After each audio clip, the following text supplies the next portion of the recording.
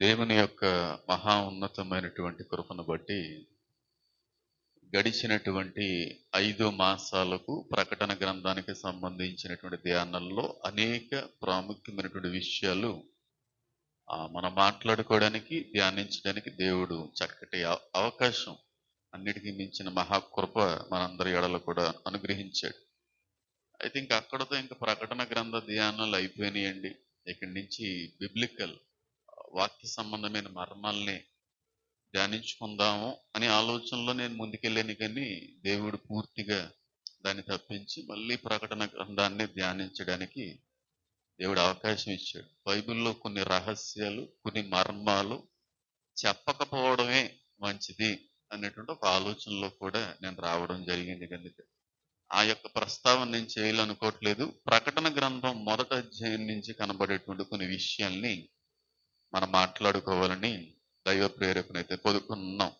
అయితే ప్రకటన గ్రంథ ధ్యానంలో గడిచినటువంటి 5 నెలల్లో చాలా విషయాలు గమనించాం. అయితే ఈ ధ్యానాల్లో 2025 డిసెంబర్ ముగింపు వరకు కూడా ఉండబోతున్నాయి. అంటే 2025 సంవత్సరం అంతా కూడా మనం ధ్యానించబోయేటువంటి ఏకైక గ్రంథం ఏదన్నా ఉందంటే ప్రకటన గ్రంథమే. దీన్ని విడిచి మరొక గ్రంథానికి వెళ్ళే అవకాశం అయితే ఉండదు. చాలా సూక్ష్మంగా, సంపూర్ణంగా ఈ గ్రంథాన్ని మనం పరిశీలించబోతా ఉన్నాం. అయితే ఈ గ్రంథాన్ని ప్రకటన గ్రంథము, లేదంటే రివిలేషన్, లేదంటే ప్రవచన గ్రంథాన్ని రాయడానికి దేవుడు వాడుకున్నటువంటి వ్యక్తి ఎవరని చెప్పాను? చెప్పాలి. అపోస్తులుడైనటువంటి యోహాను గారు. శిష్యుల్లోకి అందరికంటే కూడా చిన్న శిష్యుడు, సహజ సిద్ధంగా చనిపోయినటువంటి ఏకైక శిష్యుడు. 12 మంది అపోస్తుల్లో 11 మంది కూడా చిత్రవాదనకి గురయ్యి హతసాక్షులుగానే చచ్చిపోయారు. అందరినీ కూడా అతి కిరాతకంగానే చంపేశారు శత్రువులు. అయితే యోహాన్ని కూడా ఆ విధంగానే చంపాలి అనే ప్రయత్నం చేశారు, కానీ వాళ్ళ వల్ల కాలేదు. ఎందుకంటే దేవుడు ఈ గ్రంథాన్ని రాసుకోవాలి అనే ఆలోచన యోహాను పట్ల కలిగి ఉన్నాడు.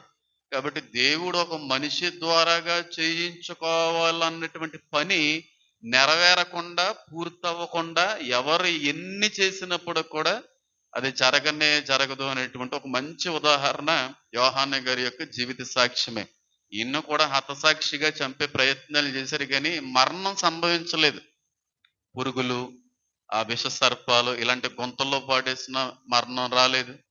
అలాగే బాగా మండుచున్నటువంటి వేడిముతో మండిపోతున్నటువంటి ఆ నూనె గిన్నెలో పాడేసినప్పటికీ కూడా ఆయనకి మరణం రాలేదు. అలాగే ఒక అరటి చెట్టుకి కట్టి రంపంతో కోసినప్పుడు కూడా ఆయన శరీరం ఎంత మాత్రం కూడా చెక్కు చెదరలేదు. ఇంక ఈ వ్యక్తి ఏ విధంగా కూడా మరణించట్లేదనే ఉద్దేశంతో ఒక 18 నెలల్లో దేశానికి, ప్రాంతానికి దూరంగా ఉన్నటువంటి ఒక ద్వీపంలో పాడేశారు. ఆ ద్వీపం పేరే పట్మాసు అనేటువంటి ద్వీపంలో 18 నెలల్లో ఈ యోహాను గారిని ఉంచడం జరిగింది. ఈ 18 నెలల్లో ఆయన చేసిన పని ఏంటంటే, దేవుడు చూపించేటువంటి ప్రత్యక్షతని లేఖనానుసారంగా రాయడమే ఆయనకి దేవుడిచ్చిన పని. 18 నెలలు ఉండిపోయాడు ఆ ద్వీపంలో. అయితే దేవుడే పోషించాడు, దేవుడే కృపందించాడు. చచ్చిపోతాడని అనుకున్నారు, కానీ మరణం రాలేదు. ప్రకటన గ్రంథం అంతటికి సంబంధించిన ప్రత్యక్షత దేవుడు ఆ వ్యక్తికి చూపిస్తున్నప్పుడు ఆ వ్యక్తి దాన్ని నమోదు చేసుకునే ప్రయత్నం చేశాడు.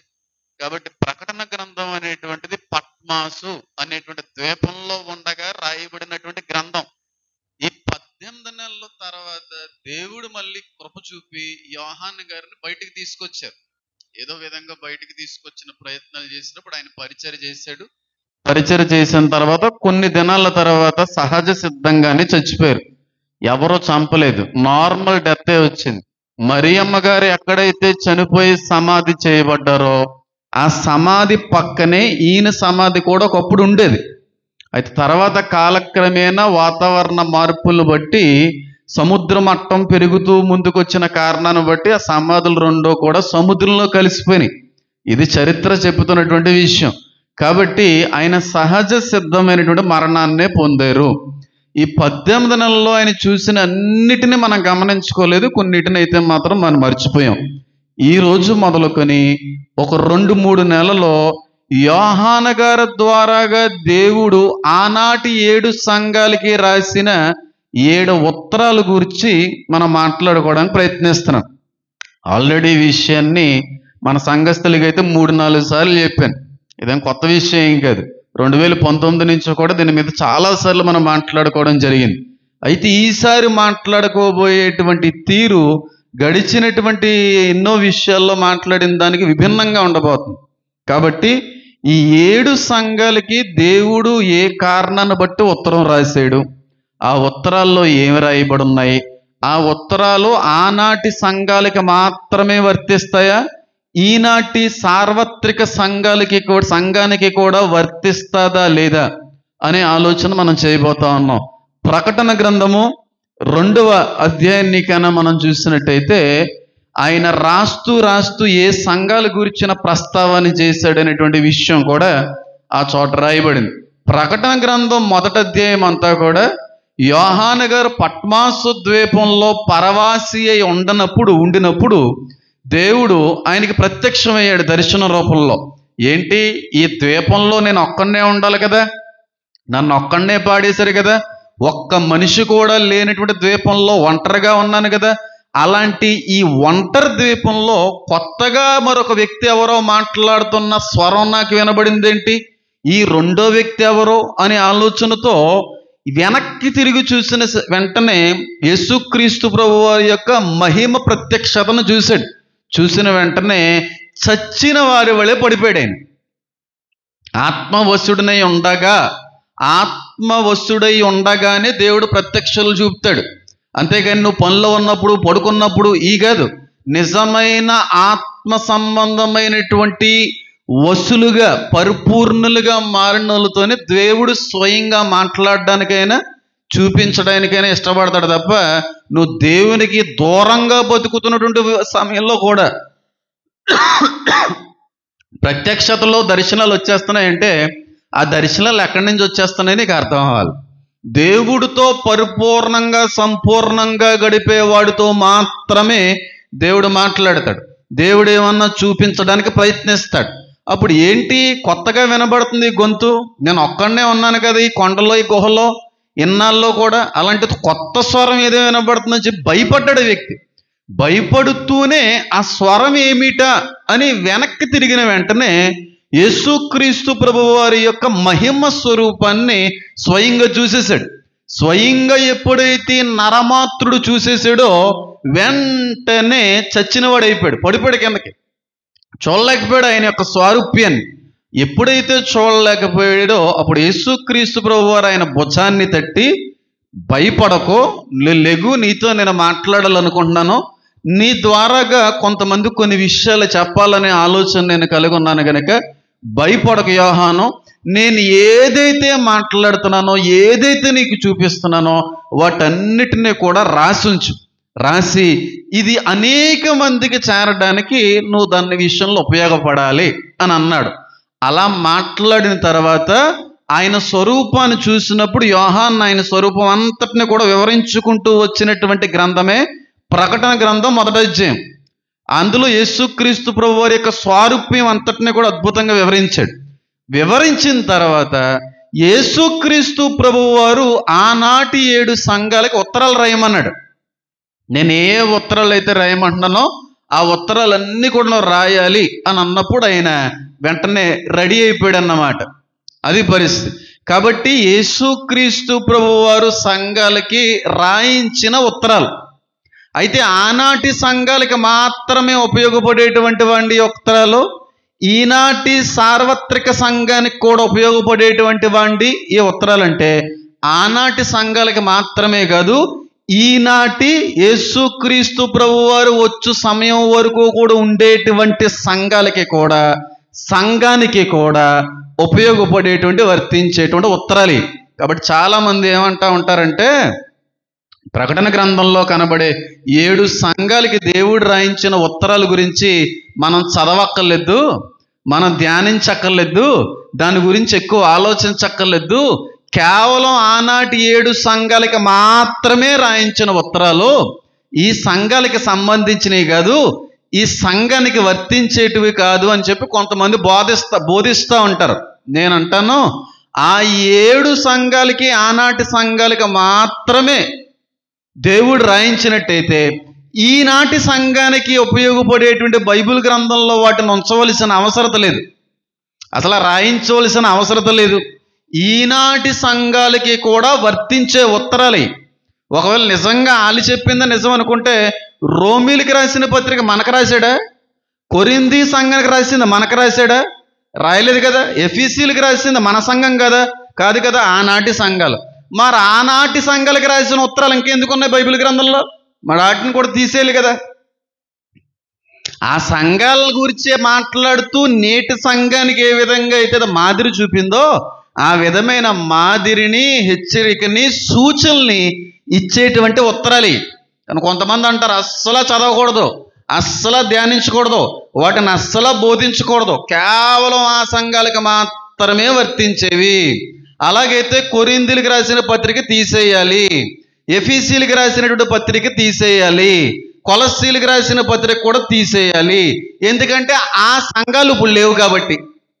ఎంతమందికి అర్థమవుతుంది నేను చెప్పేది? కాబట్టి ఈ 7 ఉత్తరాలు కూడా నేటి సంఘాలకి కూడా వర్తించేటువంటి ఉత్తరాలు, ఉపయోగపడేటువంటి ఉత్తరాలు.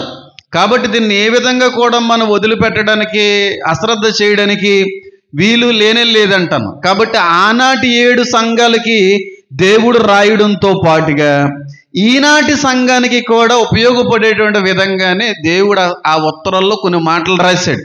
ఉత్తరాలు అనేది నా తర్వాత జనరేషన్కి అసలు ఉత్తరం అంటే ఏంటో కూడా తెలియదు.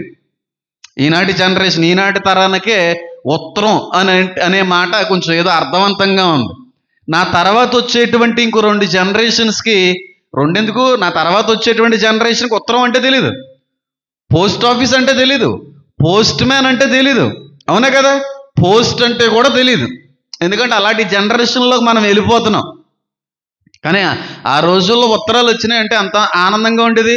ఎవరు పంపించారో, ఎవరు రాశారో, ఏం చేశారో అని చెప్పి ఆ పోస్ట్ మ్యాన్ వచ్చిన వెంటనే ఎంతో ఆనందం. ఎన్నో ఉత్తరాలు తీసుకునేవాడిను నేను. తాతయ్య గారు పోస్ట్ మ్యాన్ వచ్చాడు బాబు అంటే ఒకేసారి 4-5 ఉత్తరాలు, 10 ఉత్తరాలు, 20 ఉత్తరాలు. సంవత్సరానికి ఒకసారి అయితే గ్రీటింగ్లు, ఏ దేశాల నుంచి, ఏ రాష్ట్రాల నుంచి 30-40 రకాలైన గ్రీటింగ్లు. ఆ రోజులే వేరు. ఈ రోజులు టెక్నాలజీ పెరుగుతుందని చెప్పి అందరూ సంబరపడుతున్నారు. కానీ ఒక 20-30 సంవత్సరాల క్రితం జీవితంలో కోట్లు ఖర్చు పెట్టినా సరే దొరకనది, దక్కనటువంటి రోజులు ఆ రోజులు. ఈనాటి తరానికి ఏం తెలుస్తుంది దాని యొక్క విలువ, దాని యొక్క మాధుర్యం? అది చూడాలన్నా సరే మీ వల్ల కాదు. అది ఇంకా ఎప్పటికీ చూడలేరు మీరు. ఇంకా అగ్గి పురుగులను ఉంటాయి తెలుసా అండి? అగ్గిపులు ఎగురుతుంటే వెనకాల లైటింగ్ వస్తూ ఉంటుంది. అవి నెమ్మదిగా అంతరించిపోతున్నాయి తెలుసా? నెక్స్ట్ తరానికి అసలు అగ్గిపురుగు అంటే ఎవరికో కూడా తెలియదంట. అగ్గిపురుగులు అంతరించిపోతున్నాయని నేను రీసెంట్గా ఒక విషయాన్ని నేను గమనిస్తున్నప్పుడు నేను చూసాను. అది నెక్స్ట్ తరానికి అసలు అగ్గిపురుగు అంటేనే తెలియని తరం వచ్చేస్తుంది. పిచుకులంటే కూడా తెలియని తరం వచ్చేస్తుంది. ఉత్తరాలంటే తెలియని తరం వచ్చేస్తుంది. ఆనాటి కాలంలో ఉత్తరాలు రాస్తూ ఉండేవారు. ఉత్తరాలు స్క్రాల్స్ అని కూడా పిలుస్తూ ఉండేవారు. ఈ విధంగా కూడా ఉత్తరాలు అనేటువంటి రాయబడుతూ ఉండేవి. అలాగే 7 సంఘాలకి ప్రభువైన యేసు క్రీస్తు వారు యోహాను ద్వారాగా రాయించిన 7 ఉత్తరాలు. ఆ 7 ఉత్తరాల్లో మొట్టమొదటి ఉత్తరం దేవుడు రాయించింది ఏ సంఘానికంటే ఎఫెసు అనేటువంటి సంఘానికి. ఎఫెసస్ అని ఇంగ్లీష్లో పిలుస్తూ ఉంటారో, తెలుగులో ఎఫెసు అని పిలువబడతా ఉంది. ఆ సంఘానికి దేవుడు రాయిస్తున్న మొట్టమొదటి ఉత్తరము. ఈ 7 ఉత్తరాలు మనకు అర్థం అవ్వాలంటే ఆ 7 సంఘాలకి సంబంధించిన ఆనాటి చారిత్రక ఆధారాలు మనం చదవాలి. ఆనాటి చరిత్ర మనకు తెలియకపోతే ఈ ఉత్తరాల్లో ఒక్క వచనం కూడా మనకు అర్థం కాదు. మళ్ళీ చెప్తున్నాను చూడండి, ఈ 7 ఉత్తరాల్లో ఒక్క వచనం కూడా అర్థం కాదు. ఆనాటి సంఘ చరిత్ర తెలియకపోతే, ఆనాటి కాల పరిస్థితులు మనకు తెలియకపోతే ఈ ఉత్తరాలు అర్థం అవడం అనేది ఏ విధంగా కూడా ఉపయోగపడదు. కాబట్టి దేవుడు ఒక సంఘానికి ఉత్తరం రాయించాడంటే ఆనాటి సంఘ పరిస్థితులు కూడా మనం గమనించాలి. ఆనాటి సంఘ చరిత్రను కూడా మనం గమనించాలి. ఆ చరిత్రను గమనించి తర్వాత ఆయన ఏ ఉద్దేశంతో ఈ ఉత్తరాన్ని రాయించాడో మనం ఆలోచిస్తే బాగా అర్థమైపోద్ది అన్నమాట. కాబట్టి ఫస్ట్ చరిత్ర చెప్తాను, ఆ సంఘ పరిస్థితులు చెప్తాను, ఆనాటి కాల చారిత్రాత్మక ఆధారాలు చెప్తాను. వాటన్నిటితో పాటుగా ఆయన రాయించిన మాటలను జోడించి చెప్తాను. అప్పుడు బాగా మనందరికీ అర్థమయ్యేటువంటి అవకాశం అనేది ఉంటుంది. మొట్టమొదటగా ఆయన రాస్తున్నటువంటి ఉత్తరం ఎవరికి? ఎఫెసు అనేటువంటి సంఘానికి. ప్రకటన గ్రంథము 2వ అధ్యాయము, ప్రకటన గ్రంథము 2వ అధ్యాయము 1వ వచనం. ఎఫెసులో ఉన్న సంఘపు దూతకు ఇలాగు రాయము. ఎఫెసులో ఉన్న సంఘపు దూతకు ఇలాగు రాయము. దూత అంటే సంఘానికి సంబంధించిన ఒక దేవదూత అక్కడ ఉంది కనుక దేవదూతకి దేవుడు ఉత్తరం రాయిస్తున్నాడని కాదు. దూత అనగా ఆనాటి సమయంలో ఆ సంఘాన్ని నడిపించేటువంటి సేవకుడు. ఓ మాటలో చెప్పాలంటే ఆ సంఘ పాస్టర్ గారికి దేవుడు రాయించేటువంటి ఉత్తరం. ఆనాటి కాలంలో ఆ సమయంలో ఏ సేవకుడైతే ఉన్నాడో ఆ సేవకుడికి దేవుడు రాయించేటువంటి ఉత్తరం. సేవకుడికి మాత్రమే వర్తిస్తుంది ఉత్తరం. సేవకుడు చదివి ఆ మాటని సంఘం అందరికీ కూడా తెలియజేయవలసిన అవసరం ఉంది. ఎఫెసు అనేటువంటి సంఘానికి దేవుడు రాయించే మొట్టమొదటి ఉత్తరం ఈ 2వ అధ్యాయం 1వ వచనంలో కనబడతా ఉంది. అసలు ఎఫెసు అనేటువంటి పట్టణం ఎక్కడ ఉంది? ఎఫెసు అనేటువంటి ప్రాంతం ఎక్కడ ఉంది? ఒకవేళ నిజంగా ఆ నాటి కాలంలో ఎఫెసు అనేటువంటిది ఉంటే ఈనాటి కాల చరిత్రలో కూడా ఆ పట్టణం పేరు ప్రస్తావించబడాలి. అవునంటారా కదంటారా? ఆనాటి కాలంలో ఎఫెసు అనేటువంటి పట్టణాన్ని పిలుస్తూ ఉండేవారు. అది ఇప్పుడు ఎక్కడ ఉందంటే టర్కీ అనే దేశంలో ఉంది. టర్కీ తెలుసు కదా, తెలియని వాళ్ళు ఎవరు లేరు. అంటే టర్కీ అనేటువంటి దేశంలో అయస్లోక్ అనేటువంటి ప్రాంతాన్ని అప్పుడు ఎఫెసస్ అని పిలుస్తూ ఉండేవారు.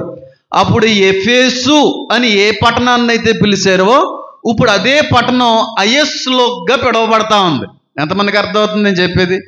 అర్థమవుతుందా? చరిత్ర బాగా మనం బుర్రన పెట్టగలిగితే వాక్యం మరింత స్పష్టంగా అర్థమయ్యేటువంటి అవకాశం చాలా అద్భుతమైనటువంటి మొత్తంలో కనబడుతుంది. కాబట్టి టర్కీ అనే దేశం ఇప్పటికే కూడా ఉంది. ఉందా లేదా? ప్రపంచ పట్టణంలో టర్కీ అనే దేశం లేదా? ఉన్నది. అంటే బైబిల్లో ప్రస్తావించబడిన దేశం ఈనాటిగా ఉందంటే బైబిల్ చెప్పింది నిజమేనా లేదనా? బైబిల్లో రాయబడిన ప్రతి దేశము ప్రతి పట్టణము ప్రాంతం ఈనాటికే ఉంది. ఈనాటికే ఉందంటే ఆనాటికి సంబంధించినటువంటి మాటలు కూడా నిజమేని అని అర్థం. ఆనాటి భక్తులు ఆనాటి లేఖనాలు అన్నీ నిజమే. భారతదేశం పేరు లేదు, హిందూ దేశం అని బైబిల్లో ఎందుకు? ఏ గ్రంథంలో ఉంది చెప్పండి? మన బైబిల్ గ్రంథంలో హిందూ దేశం గురించి ప్రస్తావించబడింది. సింధు నాగరికతకు సంబంధించినటువంటి ప్రదేశం ఇది. హా అనేటువంటి అక్షరం ఉండే, సా లేదప్పుడు. కాబట్టి అప్పుడు సా అనే అక్షరం లేదు కాబట్టి హిందూ. సింధు కాస్త హిందూగా మారిందంతే. హిందూ కాస్త సింధు నాగరికత. ఆ పరిస్థితిలో ఉన్నటువంటి దేశం. అహశ్వరేషు పరిపాలించేటువంటి దేశాల్లో భారతదేశం ఒక దేశం. బైబిల్లో ఉన్నటువంటి ఎస్తేరు గారి యొక్క భర్త ఒకప్పుడు మనం ఉన్నటువంటి దేశాన్ని పరిపాలించాడు. బైబిల్ అసత్యమని, బైబిల్ లేందని, బైబిల్ కల్పితమని అంటున్నారంటే వాళ్ళు మనం ఏమనాలి? బుద్ధిహీనులనా అనాలి, లేదంటే పిచ్చోళ్ళారా అనాలి. ఈ రెండాట్లో ఏదో మాట వర్తిస్తుంది. బైబిల్ నిజమో, బైబిల్లో ఉన్న దేవుడే నిజదేవుడు. బైబిల్లో రాయబడిన ప్రతి చారిత్రక వివరణ ఆధారాలతో పాటు ఈనాటి కాలాన కూడా కనబడతాం. అహశ్వరేష్ ఎస్తేరు గారి భర్త పాలించాడు దేశాన్ని. అప్పుడు మన పూర్వీకులు ఎన్ని తరాల క్రితం మన పూర్వీకులు ఉన్నారో మనకు తెలియదు. సింధు నాగరికత ఇదంతా కూడానే. సా అనేటువంటి అక్షరం లేదు కనుక హిందూ దేశం అని పిలిచారు.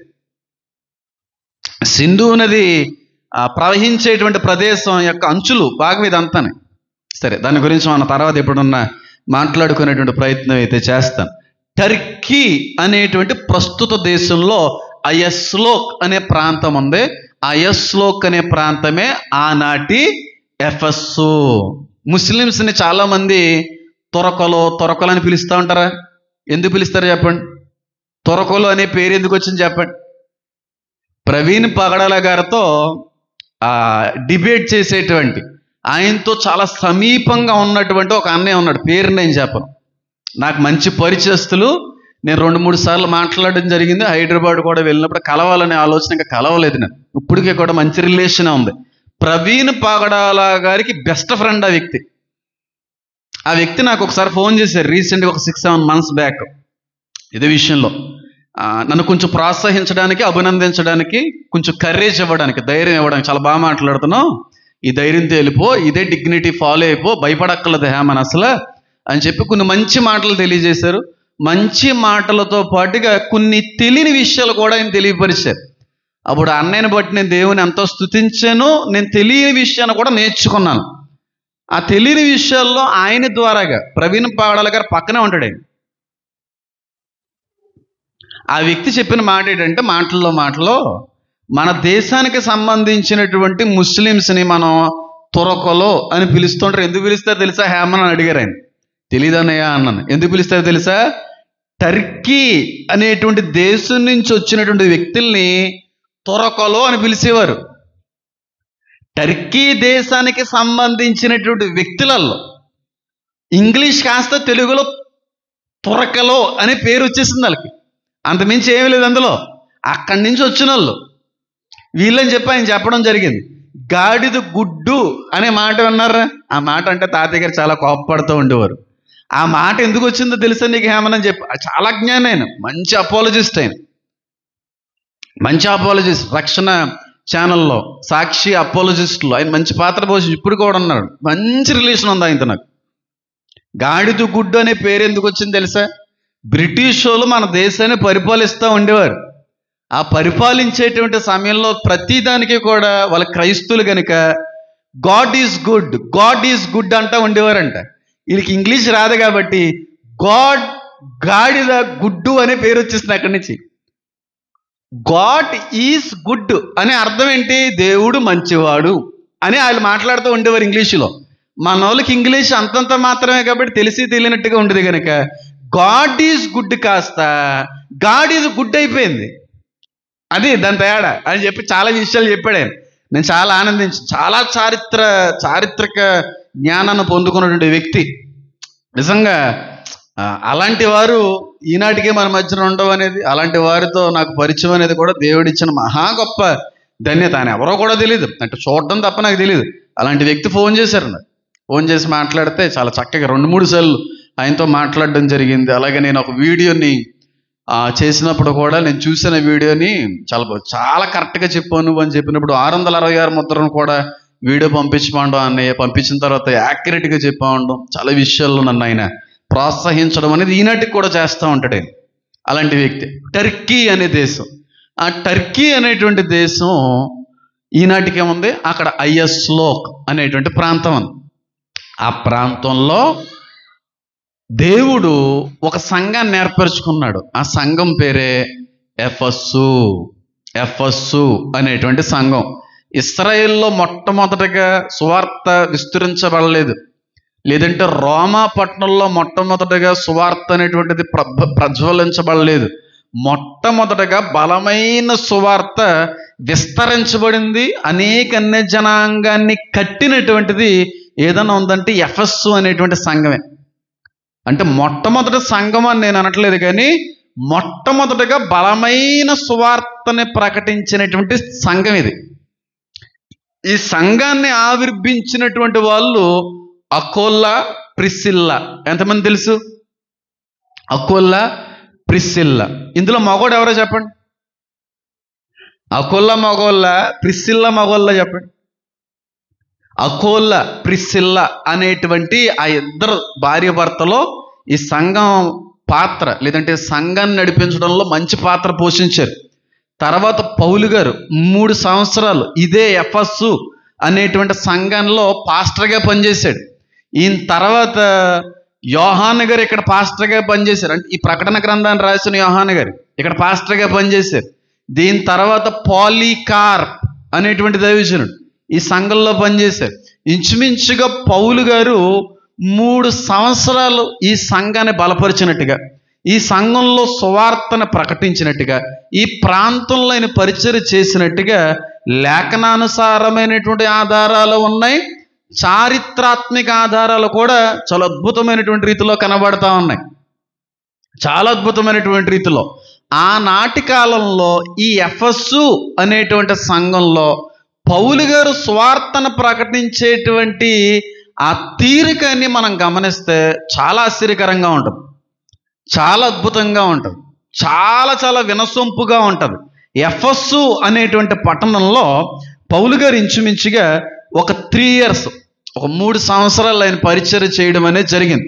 ఈ పరిచర్య చేయడంలో ఆయన యొక్క గొప్పతనం ఏంటో కూడా తెలియజేసే ప్రయత్నం చేస్తాను.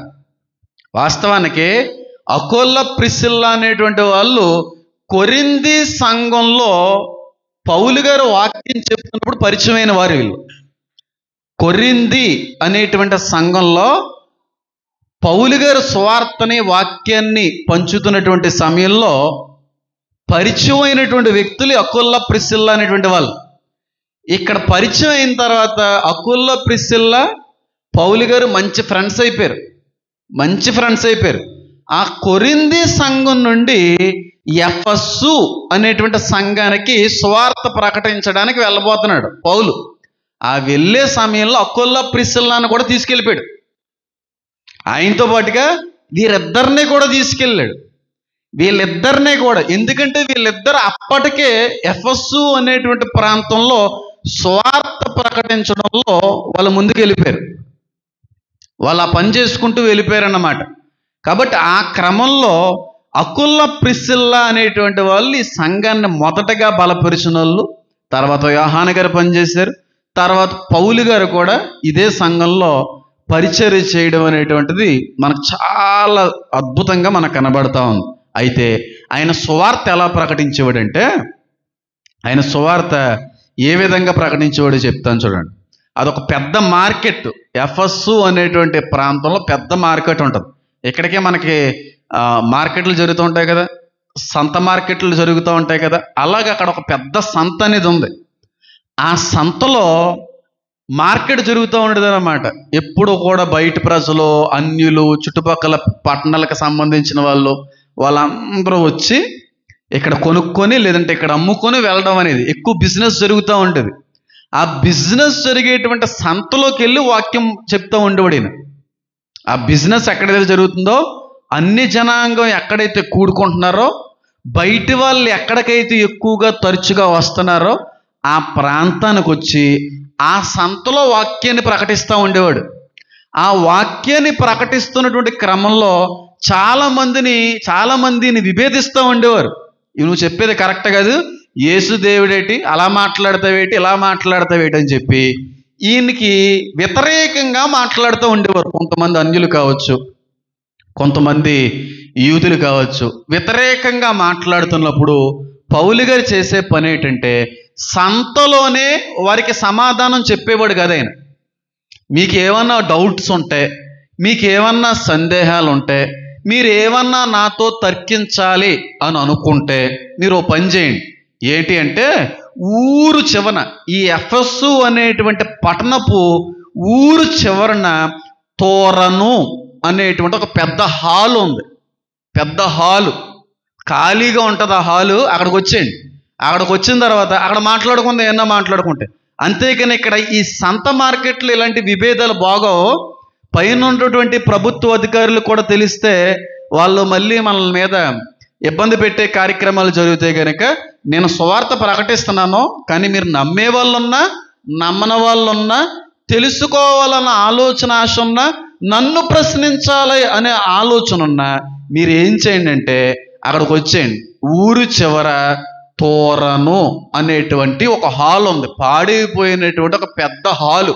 అక్కడికి వచ్చేయండి, అక్కడ మాట్లాడుకుందాం అని అంటే, ఆయన ఇక్కడ సువార్త ప్రకటించేసేవాడు, సాయంత్రం అక్కడికి వెళ్ళిపోతా ఉండేవాడు. ఎవరైతే సందేహం కలిగి అంటే ఈరోజు సంత మార్కెట్లలో ఉండేవి కదా, సంత మార్కెట్లు ఏ ఊరి నుంచైనా సరే మరొక ఊరికి వెళ్ళి అక్కడ క్రయ విక్రయాలు జరిగించాలంటే వచ్చినోడు ఒక 4-5 రోజులు ఉండిపోయేవారు అక్కడ. ఆ సంతలోనే పడుకొని ఆ పక్కనే కొన్ని ఉండి బయట నుంచి వచ్చేటువంటి యాత్రికులు పడుకోవడానికి ఏమంటారు వాటిని ఏమంటారు వాటిని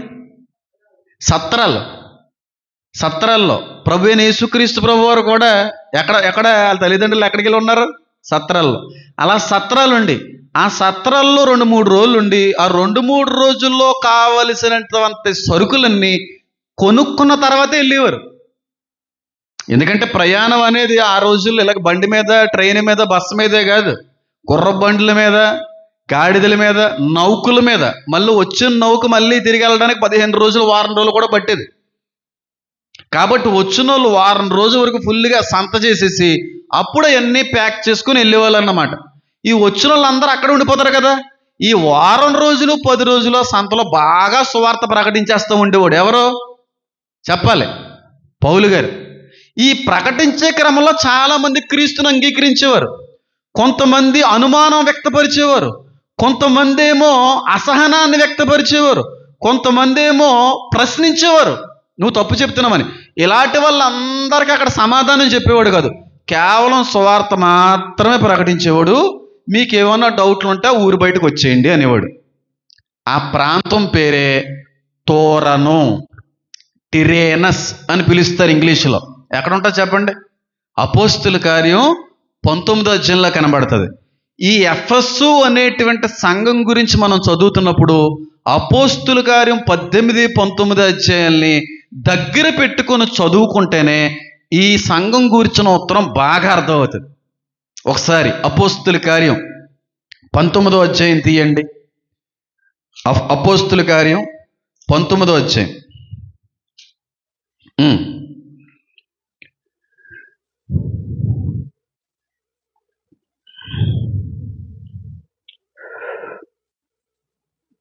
ఎనిమిదవ వచనం. తరువాత అతడు సమాజ మందిరములోనికి వెళ్ళి, మొదటి వచనాన్ని చదివితే బాగా అర్థమవుతుంది చూడండి. అపోల్లో కొరింథీలో ఉన్నప్పుడు జరిగినది ఏమనగా, పౌలు ప్రయాణ ప్రదేశంలో సంచరించి ఎఫెసునకు వచ్చి, ఎక్కడికి వచ్చాడు పౌలు గారు? ఎఫెసుకు వచ్చాడు సువార్త ప్రకటించడానికి. ఆ ప్రకటించేటువంటి క్రమంలో జరుగుతున్నటువంటి విషయం చూడండి. ఇప్పుడు 19వ అధ్యాయము 7వ వచనం. ప్రకటిస్తున్నప్పుడు వారు ఇంచుమించు 12 పురుషులు. తర్వాత అతడు సమాజ మందిరంలోకి వెళ్ళి ప్రసంగించుచు, దేవుని రాజ్యమును గూర్చి తర్కించుచు, ఒప్పించుచు, ధైర్యముగా మాట్లాడుచు 3 నెలల్లో ఆ సమాజ మందిరం దగ్గర గడిపాడు. ఏం చేస్తున్నాడు అక్కడ? దేవుని రాజ్యమును గూర్చి సమాజ మందిరంలోనికి వెళ్ళి ప్రసంగిస్తున్నాడు. రెండోది ధైర్యముగా మాట్లాడుతున్నాడు. మూడోది చెప్పండి, తర్కిస్తున్నాడు. ఈ 3 చేయాలి. సువార్తలు 3 భాగమే. సువార్త చేసేటువంటి సమయంలో దైవ సంబంధమైన నడిపింపు, జ్ఞానము కూడా చాలా అవసరం. చాలామంది డిబేట్లు చేయకూడదని అంటూ ఉంటారు. డిబేట్లు చేయడం అనేది ఒక విధంగా మంచిదే, కానీ దానికి కూడా కొన్ని లిమిట్స్ ఉన్నాయి, కొన్ని పరిమితులు ఉన్నాయి. పౌలు గారు డిబేట్ చేశాడా? వరం ఉంటే పనిచేస్తారు, వరం లేకపోతే దానికి పనిచేయరు. స్వార్థ ప్రకటించేటువంటి సమయంలో ఉండవలసినవి చూడండి, ప్రసంగం కావాలి, తర్కించేటువంటి జ్ఞానం ఉండాలి, ఒప్పించేటువంటి మనసు ఉండాలి. ఈ 3 ఉండాలి. ఈ 3 లేకుండా సువార్త ప్రకటించడంలో చాలా అనర్థాలు చోటు చేసుకుంటున్నాయి అంటాను. చాలా అనర్థాలు. దేవుని రాజ్యం గూర్చే ప్రసంగించాలి. ప్రసంగం మామూలుదే. చాలామంది ఒప్పుకోరు. సహనంతో వాళ్ళని ఒప్పించేటువంటి సమయం వరకు నడిపించాలి. అంతేగాని వాళ్ళు నమ్మట్లేదని, వాళ్ళు ఎంత చెప్పినా వినట్లేదని, వాళ్ళు తిడుతున్నారని, నువ్వే పెద్ద అలాంటిదని, నీ దేవుళ్ళే దొంగ దేవుళ్ళు, నీ దేవతలే దొంగ దేవతలు అంటే ఖచ్చితంగా వాళ్ళకి బాధేస్తుంది. వాళ్ళ దేవతల గురించి మనం మాట్లాడకూడదు. హైందువుల దగ్గరికి వెళ్ళినా, అన్యుల దగ్గరికి వెళ్ళినా మన దేవుడి గురించి మాట్లాడవలసి వస్తే మాట్లాడాలి తప్ప వాళ్ళ దేవతలను చెడ్డగా మాట్లాడకూడదు. వాళ్ళ దేవతలు దూషించకూడదు. వాళ్ళకి అర్థమయ్యేటువంటి విధంగా చెప్పడంలో తప్పు లేదు. ఈ 19వ అధ్యాయం అంతా కూడా పౌలు గారు ఆ విధమైన పరిచర్య చేస్తాడు. వాళ్ళు ఏదో ఒక సమయానికి సత్యాన్ని గమనించి గ్రహించి ఒప్పుకునే స్థానంలోకి వస్తారు. అప్పటి వరకు విడిచిపెట్టకూడదు. వాళ్ళు అడుగుతుంటారు ప్రశ్నలు. అడుగుతున్నప్పుడు కూడా వాళ్ళు వేసే ప్రశ్నలకు కూడా అద్భుతమైన, జ్ఞానవంతమైన, యుక్తమైన, లేఖనానుసారమైన జవాబును కూడా ఇవ్వగలిగే స్థితిలో ఉండాలి. వాళ్ళు అడిగారు, బైబిల్లో ఏదో క్వశ్చన్ వేశారు, మరి అలాగైతే అక్కడ ఎలా ఏంది జరిగింది అని అన్నప్పుడు వాళ్ళు ప్రశ్న వేసిన నువ్వు సమాధానం చెప్పగలిగేలా ఉండాలి. అంతేగాని ఎర్రి మొహం ఇట్టేసావు అనుకో, ఏమైపోద్ది అక్కడ? సువార్త ఫ్లాప్. అలాంటి సువార్తకి వెళ్ళాలనుకున్న వాళ్ళు ముందు వాక్యం మీద మంచి పట్టు ఉండాలి. ఎవరన్నా నిన్ను ప్రశ్నిస్తుంటే నీతో తర్కించేటువంటి ప్రయత్నం ఏదన్నా చేయాలనుకుంటున్నప్పుడు సమాధానం కూడా యుక్తముగా, వివేకముగా, జ్ఞానముతో చెప్పగలిగే రీతిలో ఉండాలి. లేకపోతే నువ్వు ఫెయిల్ అయిపోతావు. చాలామంది వెళ్తున్నారు, వాళ్ళు అడిగేటువంటి ప్రశ్నలకి సరైన సమాధానం చెప్పలేక తలలు ఏం చేయబడుతున్నాయి? దించబడుతున్నాయి, పారిపోవలసి వస్తుంది. యుక్తంగా చెప్పడం అనేటువంటిది కూడా దేవుడు ఇవ్వాలి. ఈ 3 చేసుకుంటున్నాడు చూడండి.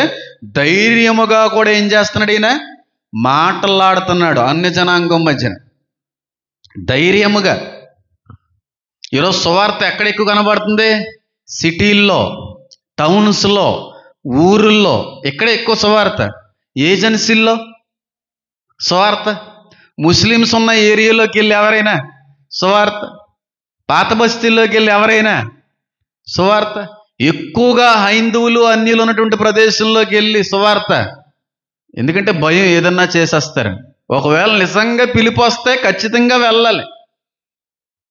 అన్యుల మధ్యకి వెళ్ళారు ప్రవీణ్ పగడాల, నార్త్ వైపు అంతానే. ముస్లింల మధ్యకి వెళ్ళిన సువార్త ప్రకటించాడు. అనేక మంది ముస్లిమ్స్ని రక్షించాడు ఆయన. హైందువుల మధ్యన ఆయన పరిచయం చేశాడు. ఈరోజు సువార్త ప్రకటించే వాళ్ళందరూ నొప్పి తెలియకూడదు, బాధ తెలియకూడదు, విమర్శలు రాకూడదు, హ్యాపీగా మనకు అనుకూలమైనటువంటి పరిస్థితుల్లోనే సువార్త ప్రకటించాలి. అనుకూలమైన పరిస్థితులు సువార్తకి సంబంధం వచ్చినవి కాదు.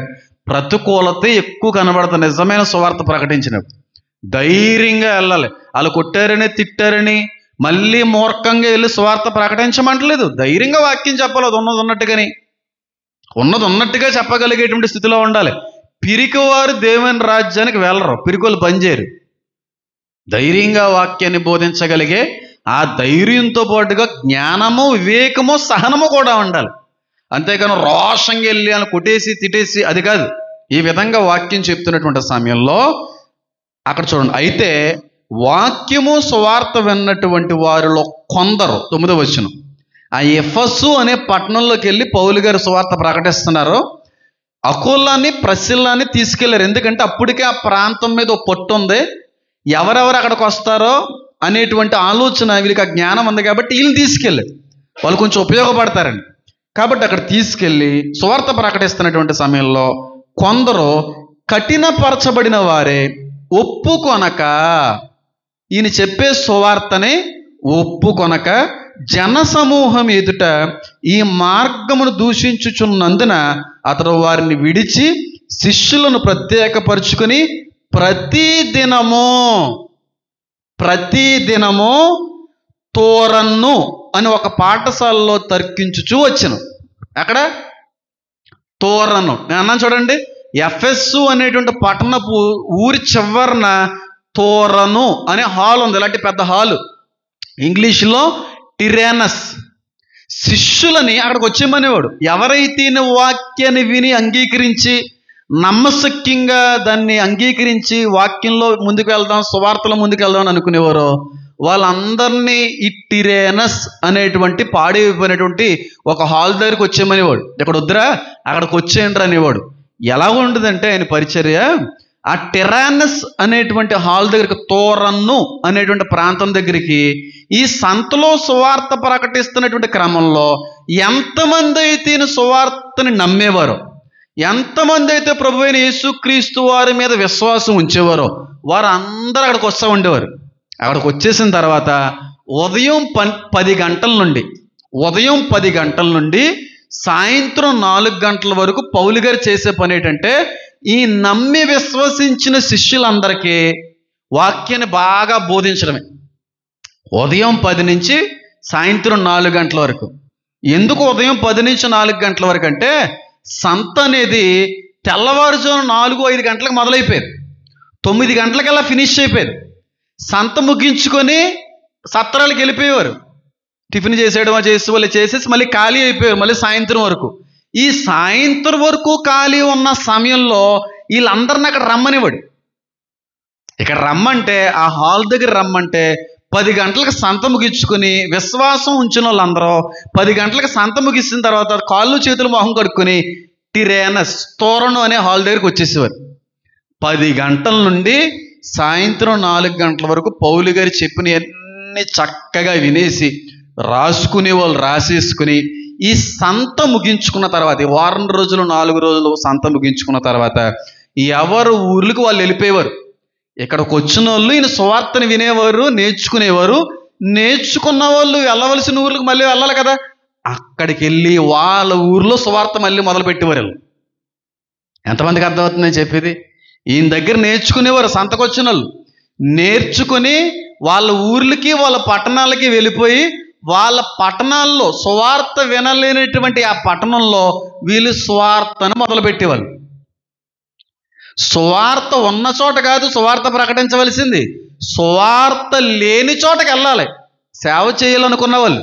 అంతేగాని సువార్త ఈ 4 వీధుల్లో ఉందా, ఇక్కడే సంఘం పెట్టాలి, ఇక్కడే సంఘం పెట్టమంటాడండి దేవుడు. అదేంటో తెలియదు, అదేం దేవుడో తెలియదు. సువార్త లేని చోటకెళ్ళి సంఘం కట్టమంటాడు తప్ప, ఆల్రెడీ సువార్త విని ఆల్రెడీ 4 సంఘాల మధ్యన ఇంకో సంఘాన్ని పెట్టమన్నాడంటే ఆయన దేవుడు ఎందుకు అవుతాడు?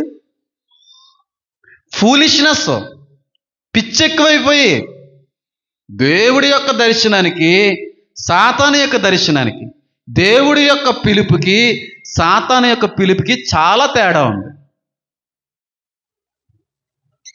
ఎక్కడెక్కడి నుంచో వచ్చేవారండి ఎఫెసు అనే పట్టణానికి సంత చేసుకోవడానికి. చక్కగా సువార్త వినేసేవారు ఈ టిరేనస్ తోరణం అనేటువంటి ప్రదేశంలో. టిరేనస్ అనేటువంటిది ఆ హాల్కి ఎందుకు ఆ పేరు వచ్చిందంటే, ఒక ఆయన ఉండేవాడంట టిరేనస్ అనేటువంటి ఒక వ్యక్తి. ఆయన అక్కడ ఒక జ్ఞానవంతుడు, ఫిలాసఫర్. ఆయన చాలా మందికి అక్కడ చాలా బోధలు చేస్తూ ఉండేవాడు, తర్వాత చచ్చిపోయాడు. అలా వేరే ఊరి నుంచి ఎవరన్నా వచ్చి ఇలాంటి బోధలు ఏమన్నా చేయాలనుకున్న వాళ్ళు ఎవరన్నా ఉంటే ఆ హాలు ఆయన అద్దెకిస్తూ ఉండేవాడంట, రెంటడికి ఇస్తూ ఉండేవారంట. తర్వాత హాలు ఖాళీగా ఉందని అందుకే అక్కడ ఉన్న చూడండి పాఠశాలను ఉంది చూడండి, తోరను అని ఒక పాఠశాలలో.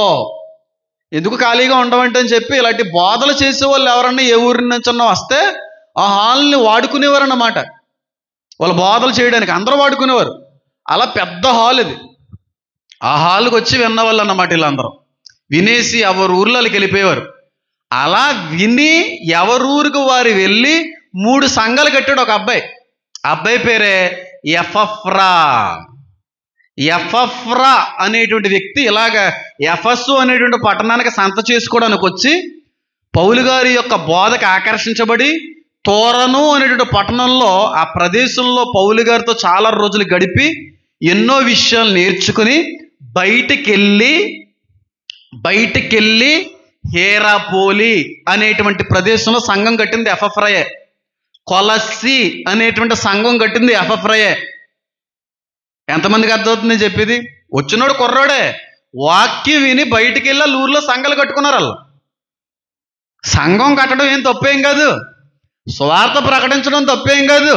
సువార్త ఉన్న చోట సువార్త ప్రకటించవలసిన అవసరం లేదు, లేని చోటకి వెళ్ళాలి. సువార్త ఈ రోజుకి వరకు కూడా వినబడనటువంటి చోటకి వెళ్ళాలి. చాలామంది సేవకులు వాళ్ళకు ఉన్నటువంటి పిలుపుని గౌరవించి ఏజెన్సీల్లోకి వెళ్ళి సేవ చేస్తూ ఉంటారు. అలాంటి సేవ చేసే సేవకులు ఇంతమంది తెలుసు నాకు. సంఘం తక్కువే, ఏ కానుక ఉండదు, కానీ దేవుడి పిలుపు అన్నీ సమర్పించుకొని, జీవితాన్ని సమర్పించుకొని, కుటుంబాన్ని సమర్పించుకొని అక్కడికి వెళ్ళి చేయాలి నిజమైన పిలుపు అయితేనే. ఇప్పుడు ఈ ప్రాంతంలో సువార్త లేదమ్మా. యేసుక్రీస్తు ప్రభువారు అంటే ఎవరికి తెలియదు. తాతయ్య గారు ఉండేది ఎక్కడో, అక్కడ ఆయనకి దర్శనం వచ్చింది. పారా సమూయేలు, నువ్వు వెళ్ళి ఆ ప్రాంతంలో సువార్త ప్రకటించాలయ్యా. సొంత ఇల్లు లేదు, సొంత మందిరం లేదు. అలాంటి పరిస్థితుల్లో ఈ పౌలు ఎలాగైతే వెళ్ళాడో అలాగే వెళ్ళి అక్కడ సువార్త ప్రకటించాడు. ఆయన సువార్త ప్రకటించిన ఈ ప్రదేశం అంతట్లో మొట్టమొదటిగా సంఘం కట్టబడింది పారా సమూయేలు గారి ద్వారాగానే. మరి ప్రాంతంలో తర్వాత కూడా సంఘాలు కట్టబడ్డాయి. అంటే ఇక్కడ సంఘం లేదనా? ఎందుకు కట్టబడ్డాయి? అది లేదు. అదే తేడా.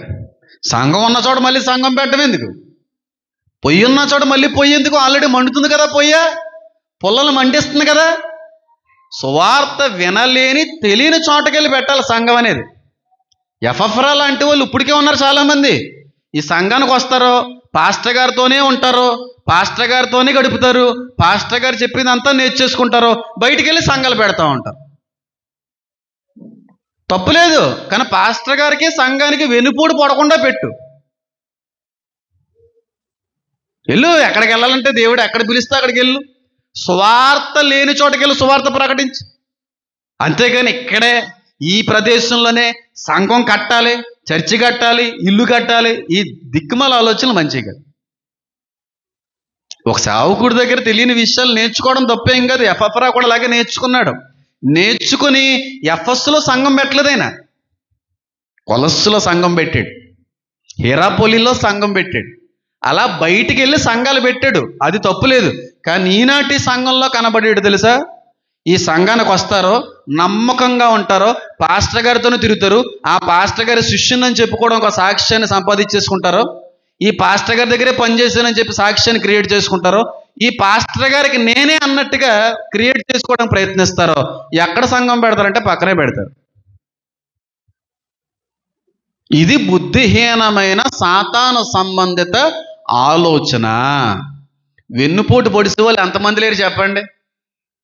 సంఘంలోకి వెళ్ళి పాస్టర్ గారితో ఉండి ఆయన దగ్గర నేర్చుకుని ఆయన సంఘాన్నే దోచేసుకొని అందులో 10 మంది లాగేసుకొని బయటికి వెళ్ళి ఇంకో చర్చి పెట్టి వాళ్ళు అందరూ దొంగలే. దొంగలందరూ మండుచున్న అగ్నిగుండంలో పడుదురు. వీళ్ళ దొంగలు. ఒకడు కష్టపడినటువంటి ఆ గొర్రెల్ని దొంగిలించేవాళ్ళు వీళ్ళందరూ. అది నిజమైన సువార్త కాదు, నిజమైన సేవ కాదు. నిజమైన సేవ, నిజమైన సువార్తలో నిజమైన పిలుపు ఉంటుంది. సువార్త లేనటువంటి శూన్యమైన ప్రదేశానికి నడిపిస్తాడు దేవుడు. అలా కట్టబడినటువంటి పరిస్థితులు అన్నమాట. అలా కట్టేవాడు ఎఫ్ఎఫ్రా బయటికి వెళ్ళి చక్కగా సంఘాలని ఆవిర్పిస్తూ ఉండేవాడు, సువార్తను ప్రకటిస్తూ ఉండేవాడు అన్నమాట. ఎఫెస్ అంతమంది సేవకుల్ని పరిచయం చేసింది, అంతమంది పాస్టర్లను తయారు చేసింది. ఈ సంఘంలో పౌలు గారు ఉన్నప్పుడే ఎఫెసీయులకు రాసిన పత్రిక చూడండి. ఈ సంఘంలో ఉన్నప్పుడే ఆ సంఘానికి ఉత్తరం రాశాడు ఆయన. యోహాను గారు సువార్త, యోహాను గారు 3 పత్రికలు, ప్రకటన గ్రంథం కూడా ఈ సంఘంలో యోహాను గారు పాస్టర్గా పనిచేస్తున్నప్పుడే రాయబడినటువంటివి అన్నీ కూడా. ఎంతమందికి అర్థమవుతుందని చెప్పేది? ఈ సంఘంలో యోహాను గారు పనిచేస్తున్నప్పుడే ఈ 4 సువార్త, 3 సువార్తలు, ఆ సువార్త, ప్రకటన 5 మొత్తం రాసింది ఆయనే. ఎఫెసీలు అయినటువంటి సంఘానికి కూడా పౌలు గారు ఈ సంఘంలో పాస్టర్గా ఉన్నప్పుడే ఉత్తరం రాశాడు. అంత అద్భుతమైన సంఘం ఈ సంఘం. ఏ సంఘం?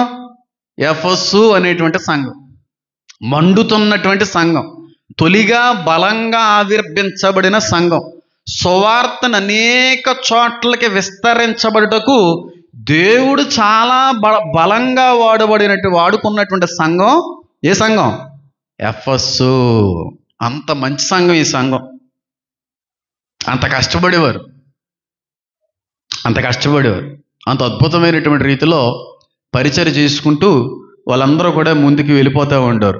అలాంటి సంఘం ఎలాంటి పరిస్థితుల్లో నడిచింది, ఎలాంటి పరిస్థితుల్లో ఆ సంఘం అంతా కూడా కట్టబడింది, ఎలాంటి పరిస్థితుల్లో అక్కడ ఉన్నటువంటి సేవకులు ఆ సంఘాన్ని నడిపించారు, ఇలాంటి విషయాలన్నీ కూడా మాట్లాడుకుందాం. ఇది పరిస్థితి. ఎవరు ఆవిర్భించారు, ఎవరు బలపరిచారు, ఎఫెసులో అసలు సిసలైన సువార్త ఎక్కడ ప్రకటించబడింది, ఇదంతా కూడా చెప్పుకున్నాం. తోరను, టిరానస్, ఇది బైబిల్ గ్రంథంలో ఉన్నటువంటిది. అయితే ఇప్పుడు మనం చేస్తున్నటువంటి సువార్త వీలుంది, అవకాశం ఉంది, స్వేచ్ఛ ఉంది. కానీ ఆ నాటి కాలంలో స్వేచ్ఛ ఉండేది కాదు, వీలు ఉండేది కాదు, అవకాశం ఉండేది కాదు. చాలా భయంకరమైనటువంటి ప్రతికూలతల మధ్యన నడిపించబడినటువంటి, కట్టబడినటువంటి తొలి సంఘము ఎఫెసు అనే సంఘం. ఫస్ట్గా ఈ సంఘానికి మూలం ఎవరో, ఈ సంఘాన్ని బలపరిచింది ఎవరో, ఆ ప్రాంతంలో సువార్త ఏ విధంగా ప్రజ్వలించబడింది, ప్రకటించబడింది అనే చెప్పాను. రెండవదిగా ఈ సంఘం కట్టబడినటువంటి ప్రదేశం ఎంత గొప్పది అనే చారిత్రక ఆధారాలు కూడా చూపించే ప్రయత్నం చేస్తాను. చాలా గొప్పది ఈ పట్టణం, చాలా కాస్ట్లీయెస్ట్ ప్లేస్ ఎఫెసో అనేటువంటి ఈ పట్టణం. చాలా సంస్కృతి సాంప్రదాయాల మధ్యన కట్టబడినటువంటి ప్రదేశం ఈ ప్రదేశం అంతా కూడా. రిచెస్ట్ ప్లేస్ ఎఫెసో అనేటువంటిది, చాలా రిచెస్ట్ ప్లేస్. ఎంత రిచెస్ట్ అంటే 7 వండర్స్ అని పిలుస్తున్నారా? 7 వండర్స్ తెలుగులో ఏమని పిలుస్తారు? 7 వింతలు. Taj Mahal, great wall of China, ఇలా 7 వింతలు ఉన్నాయి కదా ప్రపంచంలో ఒక్కొక్క ప్రదేశం. అలాగా ఆ రోజుల్లో 7 వింతల్లో ఒక వింత ఏదన్నా ఉందంటే ఎఫెస్ పట్టణమే. అంత పేరు ప్రఖ్యాతలు గాంచినటువంటి పట్టణం ఇది. 7 వింతల్లో ఒక వింతగా చూసేవారు ఎఫెస్ పట్టణాన్ని. అంటే ఎంత గొప్పతనం ఉండాలి ఆ ప్రాంతానికి, ఎంత ప్రత్యేకమైనది ఉండాలి ఆ ప్రాంతం. ఆలోచించండి. ఎందుకు 7 వింతల్లోకి ఇది చేర్చబడిందంటే, ఆనాటి కాలంలో ఆసియా ఖండంలో ఎక్కడా కనబడినంత పెద్ద దేవాలయం ఈ ఎఫెసు అనే పట్టణంలోనే ఉండేది. ఆసియా ఖండంలో ఎవరో కట్టలేదు అలాంటి దేవాలయాన్ని, అలాంటి గుడిని. అలాంటి గుడి ఉండేది. ఎవరి గుడి అంటే డయానా అనేటువంటి ఒక దేవతని ఆ ప్రాంత ప్రజలందరూ కూడా కొలుస్తూ ఉండేవారు. డయానా అనేటువంటి ఒక దేవతని కొలిచేటువంటి ఒక సంస్కృతి సాంప్రదాయాల మధ్యన ఆ పట్టణం అంతా కూడా కట్టబడింది అన్నమాట. ఆ దేవాలయం యొక్క గొప్పతనం ఏంటంటే 129 స్తంభాలు ఉంటాయి ఆ దేవాలయంలో. 129 స్తంభాలు ఒక దేవాలయానికి నియమించబడ్డాయంటే ఆ దేవాలయం ఎంత పెద్ద అర్థం చేసుకోండి. 129 స్తంభాలు అంటే ఇలాంటి స్తంభాలు 129 స్తంభాల మీద కట్టబడినటువంటి దేవాలయం అది. ఎవరు ఆ దేవాలయం? డయానా అనే దేవతకి కట్టినటువంటి దేవాలయం. ఈ స్తంభం ఎంత పొడుగుంటుంది, ఎంత హైట్ ఉంటుంది? ఎంత హైట్ ఉంటుందమ్మా? సైలెంట్లో పెట్టండి అమ్మా. ఎంత హైట్ ఉంటుంది ఈ స్తంభం? 10 అడుగులు ఉంటుందా? అవునా? ఒక ఫ్లోర్ 10 అడుగులు. ఒక ఫ్లోరు భూమి నుంచి సీలింగ్కి 10 అడుగులు. తర్వాత ఫ్లోర్ కూడా 10 అడుగులు ఉంటుంది, భూమికి, ఫ్లోర్కి, సీలింగ్కి. అంటే ఒక్క స్తంభం 10 అడుగులు. కానీ ఆ స్తంభాలు ఎన్ని అడుగులు ఉండి తెలుసా? 30 అడుగులు ఒక్కో స్తంభం అని. అంటే ఒక్క స్తంభం 30 అడుగులు ఉండేది. అంటే ఇది 10 అడుగుల స్తంభం. ఇది దీనికి 2 కలిపితే ఎంత ఉండేది? అంత ఎత్తు ఉండేది స్తంభం. 129 స్తంభాల మీద కట్టబడిన దేవాలయం అది. ఎంత పెద్ద దేవాలయం అర్థం చేసుకోండి. ప్రపంచ 7 వింతల్లో ఒక వింతగా పిలువబడేది ఈ డయానా అనేటువంటి దేవత యొక్క దేవాలయం.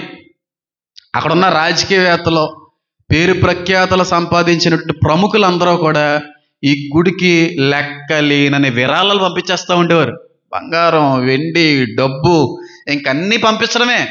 ఎందుకంటే ఈ దేవత యొక్క గొప్పతనం ఏంటనంటే, పిల్లలు లేని వారికి పిల్లలు ఇచ్చే దేవత, ప్రెగ్నెన్సీ రాని వారికి ప్రెగ్నెన్సీ ఇచ్చే దేవత, పాలు రాని తల్లులకి పాలిచ్చే దేవత, ఐశ్వర్యాన్ని ఇచ్చేటువంటి దేవత, ఫెర్టిలిటీని ఇచ్చేటువంటి దేవత, సంతాన అభివృద్ధిని ఇచ్చేటువంటి దేవత. ఈ దేవతను పూజిస్తే పూజించే వాళ్ళందరూ కూడా నిత్య యవ్వనులుగా ఉంటారనేటువంటి ఒక నమ్మకం ఉండేది. ఎక్కువ కాలం ఈ ఈ ఈ బంధాన్ని, భార్య భర్తల వైవాహిక బంధాన్ని బాగా కొనసాగించగలరనే ఉద్దేశంతో దేవను కొలుస్తూ ఉండేవారు దేవతని. ఆ దేవత పేరు ఏంటి చెప్పండి? డయానా. 129 స్తంభాల మీద కట్టబడింది. ఒక్కొక్క స్తంభం 30 అడుగులు. అలాంటి దేవత. ఆ దేవతే నెమ్మదిగా అర్తిమాదేవి అని పిలువబడింది. రోమీలేమో దీన్ని డయానా అని పిలుస్తూ ఉండేవారు, వాళ్ళ దేవత. గ్రీకులేమో ఇదే దేవత, ఇంచుమించుగా ఇద్దరు దేవతలకు ఒకే సిమిలారిటీస్ ఉంటాయి, ఒకే రకమైనటువంటి పోలికలు కనబడతా ఉంటాయి. గ్రీకులేమో దీన్ని అర్తిమాదేవి అని పిలుస్తూ ఉండేవారు. ఇంచుమించుగా ఇద్దరు కూడా ఒకటే దేవుడు అని కూడా కొన్ని చరిత్రలో ఆధారాలు చూపుతూ ఉన్నాయి. అలాంటి అర్తిమాదేవి ఆరాధన జరిగేది ఎక్కడ? ఎఫెసు పట్టణంలో. అంటే ఎంత విగ్రహారాధన అర్థం చేసుకోండి. ఎంత భయంకరమైనటువంటి విగ్రహ సంబంధమైనటువంటి కార్యకలాపాలు జరిగాయో అక్కడ అర్థం చేసుకోండి. అలాంటి మధ్యకి వెళ్ళి సువార్త ప్రకటించాడు పౌలు. మనమో హిందువులు ఉన్న వీధిలోకి వెళ్ళాలంటే భయం, గుడున్న వీధిలోకి వెళ్ళాలంటే భయం. నేను వెళ్ళమని ఏమనట్లేదు, బలవంతంగా చెప్పమని ఏమనట్లేదు. ఒకవేళ దేవుడు మనల్ని పంపిస్తే మనం వెళ్ళి చెప్పగలమా? అర్తిమాదేవి. ఈ రోజున హైందువులు చాలామంది ఒక దేవుణ్ణి జై కొడతా ఉన్నారు. జై జై జై జై అని చెప్పి అదొక అలవాటుగా మారిపోయింది. ఈ మన క్రైస్తువులలో సువార్త ప్రకటిస్తుంటే ఈ నినాదాలు ఎక్కువ వినబడతా ఉన్నాయి. ఆ రోజుల్లో జై జై జై అని దేవతను కొట్టివద్దు తెలుసా? అర్తిమాదేవికి జై, అర్తిమాదేవికి జై, అర్తిమాదేవికి జై అని కొడతా ఉండేవారు. మీకు ఎలా తెలుసండి? అదే అపోస్తుల కార్యం, అదే 19వ అధ్యాయం 28వ వచనం 34వ వచనం చదివితే మనకు అర్థమవుతుంది. చూడండి, 27వ వచనం 20.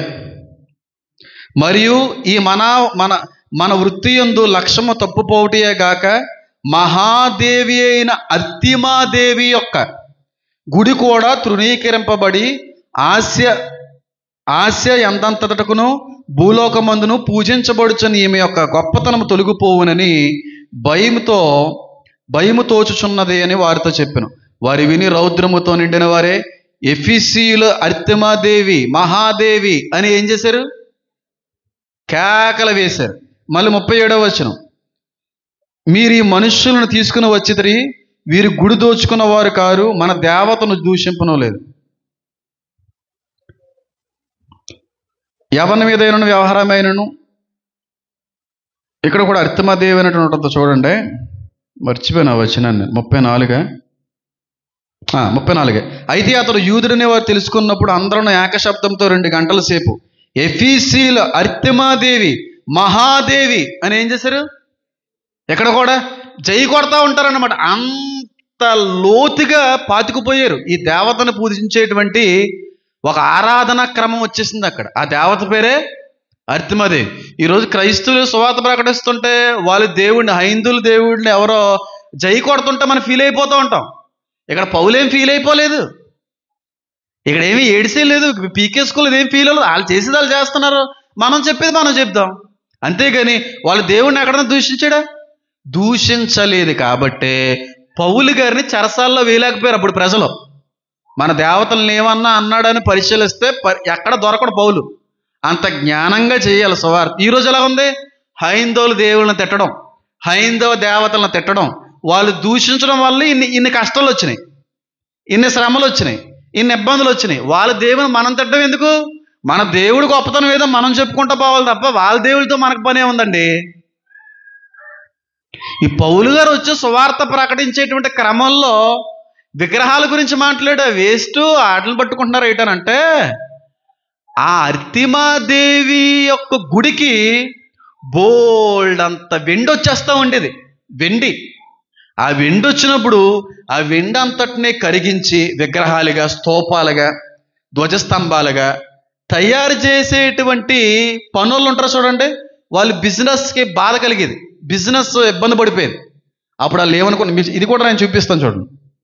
24వ వచనం, ఎలాగనగా దెమిత్రి అను ఒక కంసాలి అర్తిమాదేవికి వెండి గుళ్ళును చేయించడం వలన ఆ పనివారికి మిగులు లాభం కలిగి చేయించుండెను. దెమిత్రియా అనేటువంటి వ్యక్తి అర్తిమాదేవికి వెండి గుళ్ళు చేయించేది. ఇప్పుడు ఈయనొచ్చి సువార్త ప్రకటించడం వల్ల విగ్రహాలే వేస్ట్ అంటున్నాడు. ఇప్పుడు రాబడి ఆగిపోద్దా లేదా? ఇప్పుడు ఇచ్చేటువంటి వాళ్ళు మారిపోతే, ఆ దేవతలు గుడి కట్టించడానికి వెండి ఇచ్చి వాళ్ళు ఇవ్వడం మానేస్తే ఆ బిజినెస్ అంతా, రాబడంతా ఆగిపోద్దని వీళ్ళు ఫీల్ అయిపోతున్నారు. ఈ పౌలు వచ్చి సువార్త ప్రకటించడం వల్ల మాకు నష్టం లేదు, కానీ లాభం పోతుంది కదా, రాబడి పోతుంది కదా అని కేకలేశారంట. అర్తిమాదేవికి జై, అర్తిమాదేవికి జై, అర్తిమాదేవికి జై అని చెప్పి కేకలేస్తూ ఉండేవారు. అంత విగ్రహారాధన జరిగేది ఈ ప్రాంతంలో, ఎఫెసు అనేటువంటి ప్రాంతంలో. అంటే మీరు అర్థం చేసుకోండి, ఎలాంటి ప్రాంతానికి వెళ్ళి పౌలు గారు సువార్త ప్రకటించాడు. వాళ్ళ మధ్యన ఈ 10 మందే క్రైస్తవులు, ఇంకెవరో కూడా లేరన్నట్టుగానే. అలాంటి పరిస్థితుల్లో ఈ డయానాయే అర్తిమాదేవియే డయానా అని కొన్ని చారిత్రక ఆధారాలు కూడా తెలియపరుస్తాయి. ఎందుకంటే రెండు ఇంచుమించు క్వాలిఫికేషన్స్.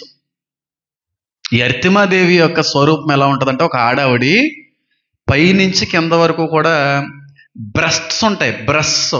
పాలిచ్చేటువంటి అవయవాలన్నీ ఉంటాయన్నమాట. అంటే వక్షోజాలన్నీ కూడా తల్లికి ఉండేటువంటి, ఒక స్త్రీకి ఉండేటువంటి వక్షోజాలతో నింపబడినటువంటి విగ్రహం అది అర్తిమాదేవి.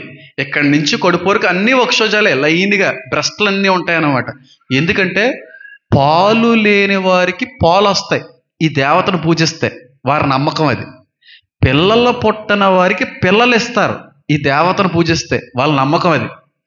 వైవాహిక జీవితం బాగుంటుంది, వారి నమ్మకం అది, ఈ దేవతను పూజిస్తే. ఇప్పటికే ఉందా? గర్భఫలం కోసం అక్కడికిక్కడికి వెళ్ళే వాళ్ళు లేరు, కానీ గర్భఫలం ఎవరిస్తారని ఉంది? యెహోవా దేవుడు ఇచ్చేటువంటిది. గర్భఫలం దేవుడు ఇవ్వాలి. మంత్రాలకి తంత్రాలకి గర్భం రాదు. పాస్టర్ గారు టచ్ అంటే అసలు రాదు. ఆయన టచ్ చేస్తే వస్తుంది, ఆ గర్భం తెరవబడుతుంది. గర్భం యేసు నామంలో కరెక్టే అనొచ్చు, కానీ యేసు నామం తర్వాత యేసు ముట్టాల గర్భాన్ని. ముట్టపోతే గర్భం ఏం తెరవబడదు. ఇప్పుడు అది నిజంగానే దేవుడు ముట్టాడు, యేసు ముట్టాడు, గర్భం తెరవబడింది. ఇప్పుడు ఈ మహిమ ఎవరికి చెందాలి? పాస్టర్ గారికి కాదు, దేవుడికి. కానీ ఎవరికి ఇస్తున్నారు ఈ మహిమని? పాస్టర్ గారి దగ్గరికి వెళ్ళి ప్రార్థన చేయించుకున్నాం, కడుపు వచ్చేసింది. పాస్టర్ గారు చెయ్యేశారు, గర్భం వచ్చేసింది. పాస్టర్ గారు కాదు అక్కడ గొప్పోడు. పాస్టర్ గారి విజ్ఞాపన విని గర్భాన్ని ముట్టిన దేవుడు గొప్పోడు, ఆయన గొప్పోడు. పాస్టర్ గారు దేవుడికి చెందవలసిన మహిమని దొంగిలిస్తున్నారు. వీళ్ళే దొంగలు. చేసి దేవుడు సంపాదించుకునే పేరు కరెక్ట్ కదా. మీటింగులు కదా వెళ్తున్నప్పుడు కాల్ మీద పడిపోతారు కొంతమంది, లేదంటే చెయ్యండి అదండి ఇది బోల్డ్ మంది అంటూ ఉంటారు.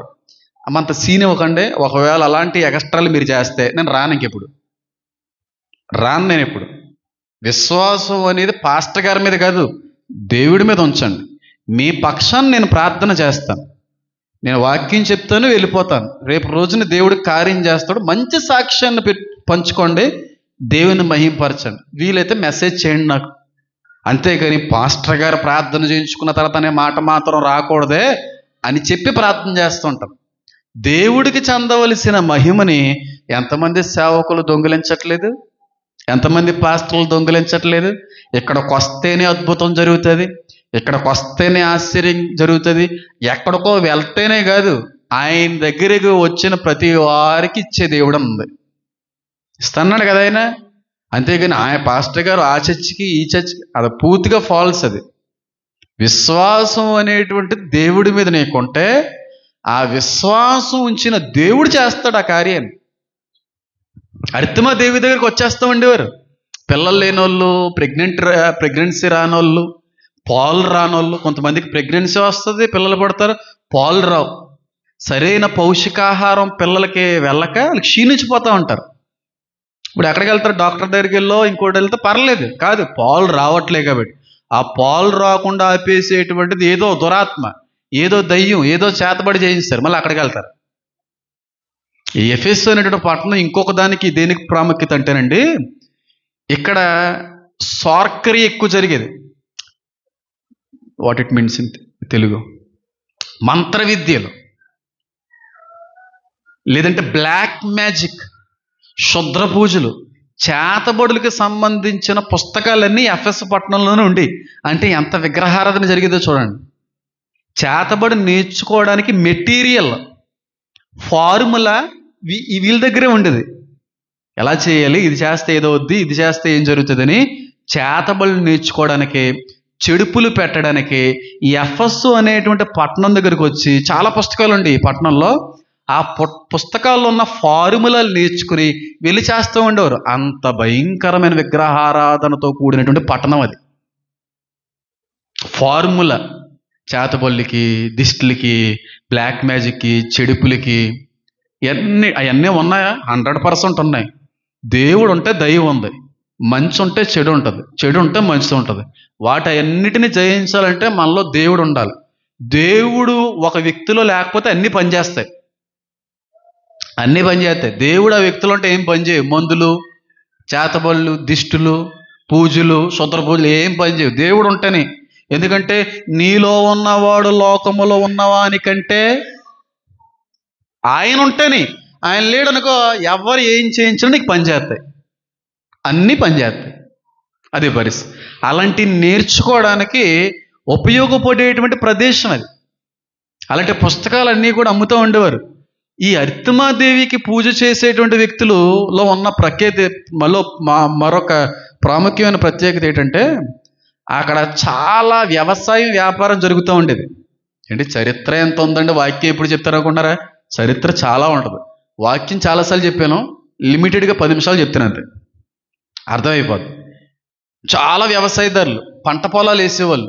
వాళ్ళ యొక్క నమ్మకం ఏంటంటే పంట పొలంలో ఎక్కడైతే పొలంలో పంట వేస్తున్నారో ఆ పంట పొలంలో కొంత మట్టి తీసుకొని ఆ మట్టిని అర్తిమాదేవి అనేటువంటి దేవత యొక్క గుళ్ళో కొంచెం పెట్టి ఆ మట్టిని మళ్ళీ తిరిగి అలా పొలాల్లో వేసుకున్నారు అనుకోండి, పంట బాగా వస్తుంది. అది వాళ్ళ నమ్మకం. అర్థమైందా? ఇప్పుడు నేను పంట వేసుకోవాలనుకుంటున్నాను, ఇది నా పొలం, ఇక్కడి నుంచి కొంచెం మట్టి తీసేవాడిని, అర్తిమాదేవి గుళ్ళోకి వెళ్ళేవాడిని, అక్కడ కొబ్బరికాయలా పెట్టేవాడిని, కొంచెంసేపు అక్కడ గడిపేవాడిని, వెళ్ళిపోయేటప్పుడు మళ్ళీ ఆ మట్టి తీసేసుకొని నా పొలంలో జల్లుకుంటే పంట బాగా వస్తుంది. అన్ని మూఢనమ్మకాలు ఈ ఎఫెస్సు అనేటువంటి పట్టణంలో కనబడి అలాంటి ప్రాంతంలో చేసేటండి సేవ పౌలు. మనం కానీ వెళ్తే మళ్ళీ ఏదోటి చేసేస్తారా బాబా, గిస్టులు చేతబడులు చేసేస్తారేమో అని భయంతో వెళ్ళడం మానేస్తాం. అంత అద్భుతమైనటువంటి ప్రయాసపడ్డారు. మనం ఏం చేస్తున్నామండి ప్రయాస సువార్త. వాళ్ళు ఆది సంఘ సేవకులు చేశారు, తర్వాత తరం వాళ్ళు చేశారు, మిషనరీలు చేశారు. మనం ఏం చేసాం? వాళ్ళు వేసిన రోడ్ల మీద ఈజీగా నడిచి వెళ్ళిపోతున్నాం. మనదేం సువార్త ఏం కాదు, మనది అసలు భారమే కాదు. అలా మట్టి పంట పొలాల్లో మళ్ళీ తిరిగి జల్లుకుంటే బాగా పండుతుంది అనే నమ్మకంతో ఆ దేవతను బాగా పూజించేవారు. అలాంటి అలవాట్లు క్రైస్తవ్యంలో ఉన్నాయా? లేవా? ఎందుకు లేవు? నిన్న మొన్నటి వరకుని ఒక సినిమా యాక్టర్, అయిన పేరు చెప్పనులే, ఎవరిని నేను దూషించను విమర్శించను, ఆయన ఒక సినిమా యాక్టరు. దేవుడు పిలిచేశాడంటే ఆయన్ని, పిలిచేసిన తర్వాత సేవకు వచ్చేసాడు. వచ్చేసిన తర్వాత ఇస్రాయేల్ వెళ్ళాడు.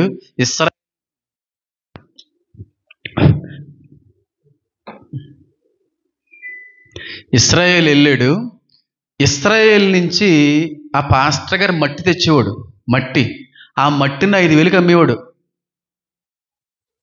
ఇస్రాయేల్ని తీసుకొని రాబడినటువంటి మట్టి ఇక్కడ ఉన్న గొర్రెలను ఉత్తినే ఏం పిలట్లేదు హైందువులు అన్నిలు, మనం గొర్రెలమే. పాస్టర్ గారు ఏం చెప్తే అంతే గుడ్డితనమే. అలా గొర్రెలు 5,000కి ఆ మట్టి కొనుక్కొని, ఇస్రాయేల్ని తీసుకొచ్చిన మట్టిని కొనుక్కొని, ఎవరైనా వాళ్ళ ఇంట్లో వాళ్ళు చచ్చిపోతే సమాధి చేసేటప్పుడు ఆ మట్టి కానీ వేసారనుకోండి, ఆడ పరలోకం గ్యారంటీ.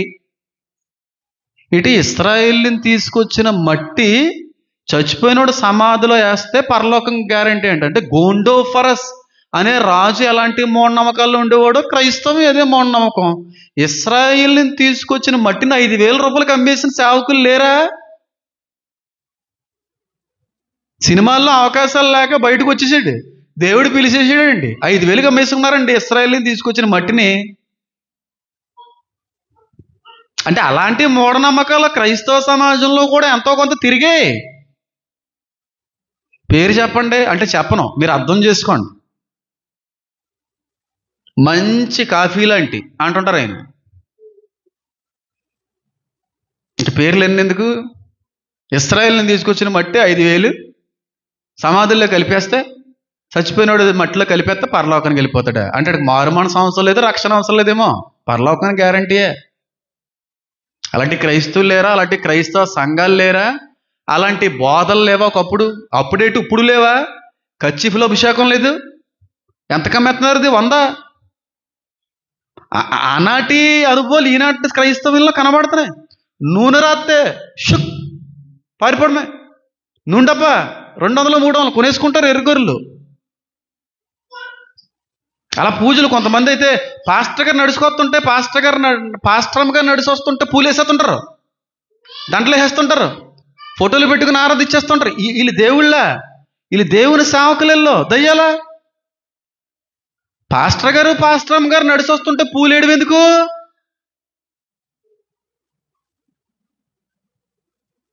క్రైస్తవ్యంలో ఉన్నాయి ఆచారాలన్నీ. వాటన్నిటి నుంచో కూడా విముక్తిని ప్రసాదించింది దేవుని చేతిలో వాడబడినటువంటి పౌలు గారు. ఈనాడు ఇలాంటి బోధలు చెప్తే బ్యాడ్ అయిపోతారు, తప్పు అని చెప్పి వ్యతిరేకిస్తే బ్యాడ్ పాస్టర్ ఆయన ఉన్నారు. ఇశ్రాయేల్ నుంచి మట్టి మన సమాధుల్లో కలుపుకుంటే దేవుడి దగ్గరికి వెళ్ళిపోతామని, ఆ కచ్చీఫ్ కానీ మన ఇంట్లో పెట్టుకుంటే అభిషేకం వచ్చేస్తుందని, ఆ నూనె కానీ రాసుకుంటే మనకి తెలియని స్వస్థ వచ్చేస్తుందని, పాస్టర్ అమ్మ గారిని కాళ్ళు పట్టుకుంటే పుణ్యం వచ్చేస్తుందని, ఆ పూలు మళ్ళీ ఇంట్లో దాచుకుంటే ఐశ్వర్యం వచ్చేస్తుందని, పాస్టర్ అమ్మ గారు ఫోటోలు దండం పెడితే దీవెన వచ్చేస్తుందని. ఇది క్రైస్తవ్యం కాదు, ఇది బూటకం. బైబిల్లో ఉన్న దేవుడు ఫాలో మీ అన్నాడు, నన్ను వెంబడించండి అన్నాడు. పాస్టరమ్మ గారిని వెంబడించకండి, దేవుని వెంబడించండి. అది క్రైస్తవ్యం అంటేనే, అది అసలు సిసలైన క్రైస్తవ్యం. ఎఫెసు పట్టణంలో ఉన్న అర్తిమాదేవి యొక్క భక్తులు చేసేదానికి నువ్వు చేసేదానికి పెద్ద తేడా ఏముంది? వాళ్ళు అక్కడ మట్టి తీసుకొని వచ్చి నెత్తి మీద వేసుకుంటున్నారు, నువ్వు వాళ్ళ కాళ్ళు కడిగే నీళ్ళుని పువ్వులు నెత్తి మీద వేసుకుంటున్నావు, అంతే తేడా. పాస్టరమ్మ గారికి పూలు చల్లడం పెట్టిన సచ్చిన తర్వాత చల్లాలి, కానీ మీరందరూ కూడా విగ్రహారాధికులే. మీరు చచ్చిపోతే నరకంలో ఫస్ట్ ప్లేస్లో ఉంటారు, ఇది అక్షర సత్యము. మీరు చచ్చి నరకంలో ఉంటారు. దేవుని మాత్రమే దేవుళ్ళో చూడండి, మనిషిని దేవుడిని చేయకండి. ఎఫెసు పట్టణంలో అర్తిమాదేవి యొక్క భక్తుల విశ్వాసుల్లాగా క్రైస్తవ సంఘం ఈనాడు తయారవుతుంది కాబట్టి చెప్తున్నాను నేను. కచ్చీఫులకి నూనె డబ్బాలకి పూలు వేయించుకునే వాళ్ళ దగ్గరికి వెళ్ళకండి, ఇంట్లో కూర్చొని దేవుణ్ణి ఆరాధించండి చాలు. అది అర్తిమాదేవి భక్తుల్లాగా తయారవ్వకండి, సంక నాకిపోతారు, చచ్చి నరకంలో ఉంటారు. లేకపోతే ఏంటి, ఆ పొలంలో మట్టి గుళ్ళో పెడతానంట, ఈ మట్టి మళ్ళీ పొలంలో పంట వచ్చేస్తుందా? నువ్వు వెళ్ళు పట్టణంలోను ప్రయాణంలోను నీ పంటలోను నీ ఇంటిలో కూడా నీవు దీవించబడుదుగాక అన్నది ఎవరు దీవింతాడే? ఇప్పటికే ఉన్నాయి అలాంటి ఆచార వ్యవహారాలు. దిక్కుమాల క్రైస్తువులుగా పిలువబడుతున్న వాళ్ళు కొన్ని ఉన్నాయి.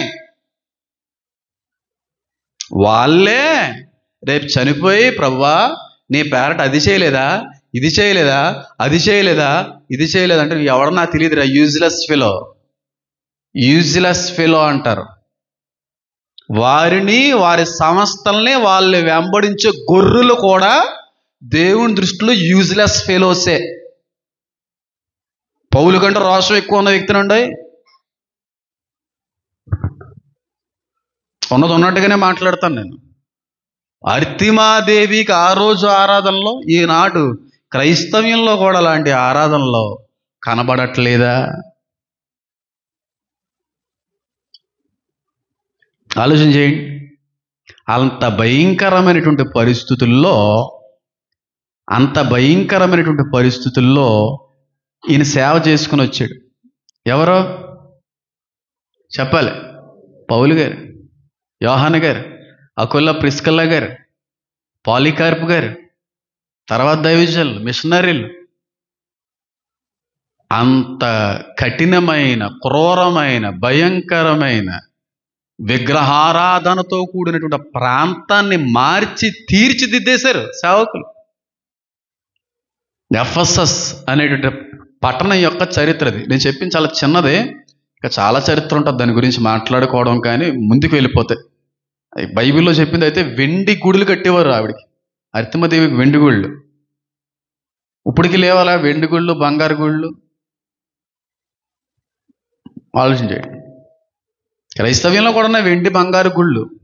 మీకు దేవుడే మాట్లాడాలి మీతో.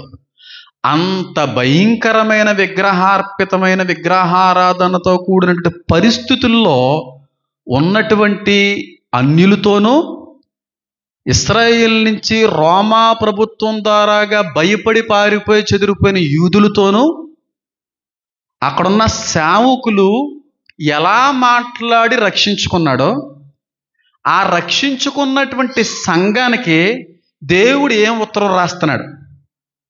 అలాంటి పరిస్థితుల్లో యూదులు ఉన్నారు, అన్యులు ఉన్నారు.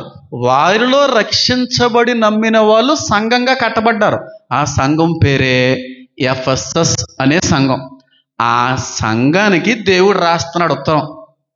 అలాంటి సంఘానికి దేవుడు రాస్తున్నాడు. అలాంటి పరిస్థితుల్లో ఉన్న సంఘానికి, అలాంటి పరిస్థితులు ఉన్న సంఘానికి దేవుడు రాసేటువంటి ఉత్తరంలో కొన్ని మాటలు మనం ధ్యానిద్దాం. అంతే. ఎంత టైం అయింది స్టార్ట్ చేసి? నేను ఇందాక ఎలా చూసుకున్నాను, మర్చిపోయిన టైం. మళ్ళీ ఏ టైము? ఎంత టైం అయింది స్టార్ట్ చేసి? 1 అవర్ అయిందా? ఓ 10 నిమిషాలు. అంత భయంకరమైనటువంటి పరిస్థితుల్లో పౌలు గారు సువార్త ప్రకటించి ఒక మంచి సంఘాన్ని కట్టుకున్నాడు ఆయన, దేవుడి కొరకు. ఎఫెససు అనే సంఘం చాలా బలపడిన సంఘం, అద్భుతమైన సువార్తకి కేంద్రమైన సంఘం. అనేక మంది మధ్యన చాలా శ్రమలు, ఇబ్బందులు, శోధనలు ఎదురైనప్పుడు కూడా ధైర్యంగా నిలబడిన సంఘం. అలాంటి సంఘానికి దేవుడు ఉత్తరం రాస్తున్నాడు. ఏంటనే చూద్దాం. ప్రకటన గ్రంథం 2వ అధ్యాయం. ప్రకటన గ్రంథం 2వ అధ్యాయం. ఎఫెసులో ఉన్న సంఘపు దూతకు ఇలాగు రాయుము.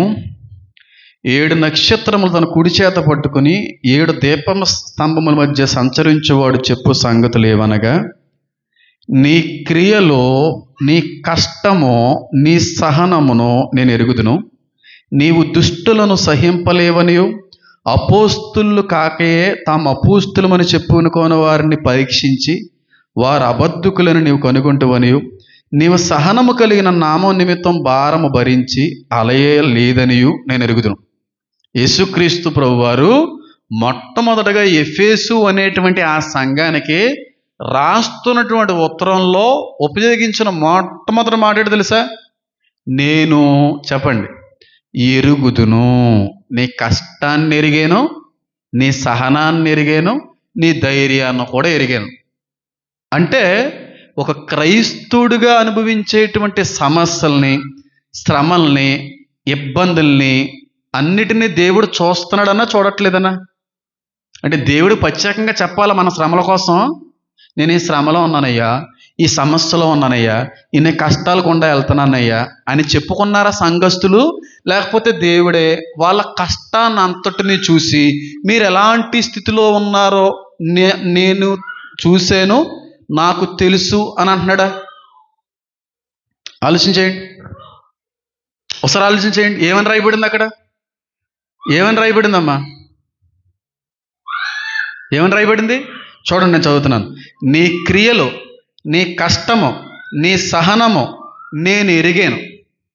నువ్వు ఎంత బాధల గుండా వెళ్ళావో నేను ఎరిగాను. నువ్వు ఎన్ని కష్టాల గుండా వెళ్ళావో నేను ఎరిగాను. నువ్వు ఎన్ని సమస్యల గుండా సువార్తను ప్రకటించావో నేను ఎరిగాను, నాకు తెలుసు. నాకు కొత్తగా నువ్వేం చెప్పక్కర్లేదు. నీ బాధలో, నీ కష్టాలు, నీ శ్రమలు ఏవి నాకేం కొత్తగా చెప్పవలసిన అవసరం లేదు. నేను ఎరిగాను, నాకు తెలుసు, నేను చూశాను అని అంటున్నాడా లేదైనా? చూశాను అంటున్నాడా? దేవుడు చూస్తాడా చూడ్డా? ప్రవీణ్ పగడాల గారిని నిజంగా ఉద్దేశపూర్వకంగానే చంపేస్తే ఆ సమయంలో దేవుడు చూశాడా లేదా? జరుగుతున్నటువంటి క్రైస్తవుల మీద ఉన్న దాడులు దేవుడు చూస్తున్నాడా లేదా? మనం ఎంత కష్టాల గుండా వెళ్తున్నామో దేవుడు చూస్తున్నాడా లేదా? పై ప్రభుత్వాలు క్రైస్తవ్యాన్ని తుడిచిపెట్టాలని, సువార్తను ఆపేయాలని వాళ్ళ యొక్క కుయుక్తులు, పన్నాగాల్ని దేవుడు ఎరుగున్నాడా లేదా? ఎరుగున్నాడు కదా, ఆయన చూస్తున్నాడు కదా. ఆయన చూస్తున్నాడు, మనం చూడాలి. అట్లని మనం ఏం చేయాలి? మన పని మనం చేసుకుంటా పోవాలి. ఆయన మనకిచ్చిన బాధ్యత సువార్తను ప్రకటించడమే. అది చేసుకుంటా పోవాలి. ఎన్ని శోధనలు వచ్చినా, ఎన్ని ఇబ్బందులు వచ్చినా, ఎన్ని ప్రతికూలతలు ఆయన చూసుకుంటున్నాడు. దానికి కావలసిన ఆధార్పు, ధైర్యము, శక్తి, బలము, సహనము ఆయన ఇస్తాడు మనకి. అంతేగాని ఈ వచ్చేస్తున్నాయండి, ఇబ్బందులు ఎదురవుతున్నాయండి, ప్రతికూలతలు ఎదురవుతున్నాయండి, ఎక్కువ భయంకరమైన చట్టాలు వచ్చేస్తున్నాయండి, వీటి గురించి మనం ఆలోచించవలసిన పని లేదు. ఆటి పని ఆయన చూసుకుంటాడు. నీ కష్టాలు తెలుసు, నీ శ్రమ తెలుసు, నీ ఇబ్బందులు తెలుసు, నాకు అన్నీ తెలిసి నేను చూస్తున్నాను అంటున్నాడు ఆయన. కానీ మనం ఏమంటాం?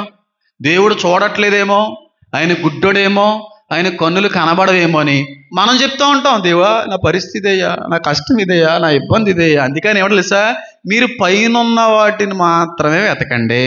మీ అవసరాలేంటో, మీ అక్కర్లేంటో, మీ సమస్యలేంటో నాకు తెలుసు. తగిన కాలమందు నేను అన్నీ ఇస్తాను. ఒక క్రైస్తవు నిజమైన పరిపూర్ణమైన సంపూర్ణమైన క్రైస్తుడిగా మారితే ఆ వ్యక్తి లోక సంబంధమైన అవసరాల కోసం అడగడే. అసలు అడగబుద్ధి అవదే. నేను చెప్తున్నాను ఈ రోజున, అసలు అలాంటి కోరికలే ఉండవు. దేవుడి పని, దేవుడి ఆలోచన ఇవన్నీ ఆయన తెలుసు కాబట్టి అవసరమైతే ఆయన ఇస్తాడు. అడుగుడి ఇవ్వబడును అన్నాడు కదండి. దేని గురించి అడగమన్నాడండి? దేని గురించి అడగమన్నాడండి? ఉచితముగా జీవబొగ్గలలో ఉన్న జీవాన్ని ఇస్తానన్నది ఎవరి కోసం అండి? దేనికోసం అన్నాడండి? అవి ఏం తెలియదు. అడిగేయాలి. ఏం అడగాలో ఆలోచించు. నువ్వేం అడగక్కర్లేదు, నేను ఏం అడగను. ఆయన ఏది ఇస్తే అదే తీసుకుంటాను. నేను ఏది అడగను. దైవ సంబంధమైన పర సంబంధమైనటువంటి విషయాలు తప్ప నేను ఏది అడగను. ఖచ్చితంగా అది అవసరమైతే జ్ఞాపకం చేసుకోండి అని ఒక్కసారి అడుగుతాను అంతే. అది కూడా అవసరం పరిచర్యకి సంబంధించింది అయితే, లేకపోతే అస్సలు అడగను. ఆరోగ్యం ఇవ్వండి, ఆయుష్ ఇవ్వండి, పిల్లలకు ఉద్యోగం ఇవ్వండి, ఇల్లు ఇవ్వండి, డబ్బులు ఇవ్వండి, ఐశ్వర్యం, అస్సలు అడగను. ఆయన తెలిసి ఎంత ఇవ్వాలో, ఎప్పుడు ఇవ్వాలో, ఎలాగివ్వాలో. ఒకటో అడుగుతాను, నీ నామ మహిమార్థమైన గొప్ప రీతిలో నేను వాడబడాలి. నా సంఘం కట్టబడాలి, సంఘంలో ఉన్న అందరూ నీ కొరకు వాడబడాలి. ఇలాగే అనేక విషయాలు. ఇంకేం అడగను. అంతేగాని లోక సంబంధమైనయే పట్టుకొని పర సంబంధమైనవి మర్చిపోతే అదేం భక్తి అండి? అదేం క్రైస్తవ్యం అండి? ఒకసారి ఆలోచించేయండి. ఆయనకి తెలుసు, అన్నీ తెలుసు. పైగా ఆ సంఘాన్ని మెచ్చుకుంటూ దేవుడు అన్నమాట ఏంటంటే, నువ్వు సహనము కలిగి నా నామము నిమిత్తం భారం భరించి అలయలేదేనియో నేను ఎరుగుదును. ఎంత సహనం ఉండాలి అలాంటి అన్యుల మధ్యన వాక్యం చెప్పాలంటే, సువార్త ప్రకటించాలంటే. ఈరోజు ఆ సహనం లేదు కాబట్టే ఆ లోరే అంటే ఎవరే అని చెప్పి మనం అంటున్నాం, ఏరా అంటే నీకెందుకురా అంటున్నాం. అది సహనం కాదు. అన్యులు హైందువులు మనల్ని ఎన్నన్నా భరించాలి, సహనం కలిగే ఉండాలి. నా నామము నిమిత్తం మీరు దూషించబడుదురు అంటే తిట్టబడతారు, దాన్ని బట్టి మీరు సంతోషించమన్నాడా? వాళ్ళు తిట్టారని మనం తిట్టాలా? కానీ నేటి క్రైస్తవం ఎలా ఉంది? కాయిన్కి ఒకవైపే చూశారు, రెండో వైపు చూడలేరు. ఆయన ఎవరో ఉంటారు చూడండి, పోలీస్ గెటప్లు వేస్తుంటాడు ఆయన, సినిమా హీరో. ఆయన పేరేటి? సాయి కుమార్. 5 సింహాలు, దీనికి గుర్తు, దానికి గుర్తు, దీనికి గుర్తు అంటాడు. అలాగైపోయారు పాస్టర్లు. కాయిన్ ఒకవైపే చూడండి, రెండో వైపు చూడకండి, తట్టుకోలేరు. బాలకృష్ణ గారులాగా సినిమా యాక్టర్లు అనుకుంటున్నారా? ఒకవైపే చూడు, రెండో వైపు చూడకండి చూడండి ఆయన. అలా క్రైస్తువులు ఒకవైపే చూశారా? ఈసారి ప్రవీణ పగడాల గారు మరణం అనంతరం మా రెండో వైపు చూపిస్తామరా? క్రైస్తవుడికి ఒకే వైపు ఉంటుంది, దేవుడికి ఒకే వీపు ఉన్నట్టుగా ఒక వీపే ఉందని. ఆ వీపు దేనికి చూపాడు? కొరడాలకు చూపాడు. వాక్యం తెలిస్తే మాట్లాడాలి, తెలిస్తే ప్రసంగాలు చేయాలి, లేకపోతే నోరు మూసుకుని కూర్చోవాలి. మోషే చూసిన వీపు ఏం చేయబడింది? నాగలి వలె దున్నబడింది.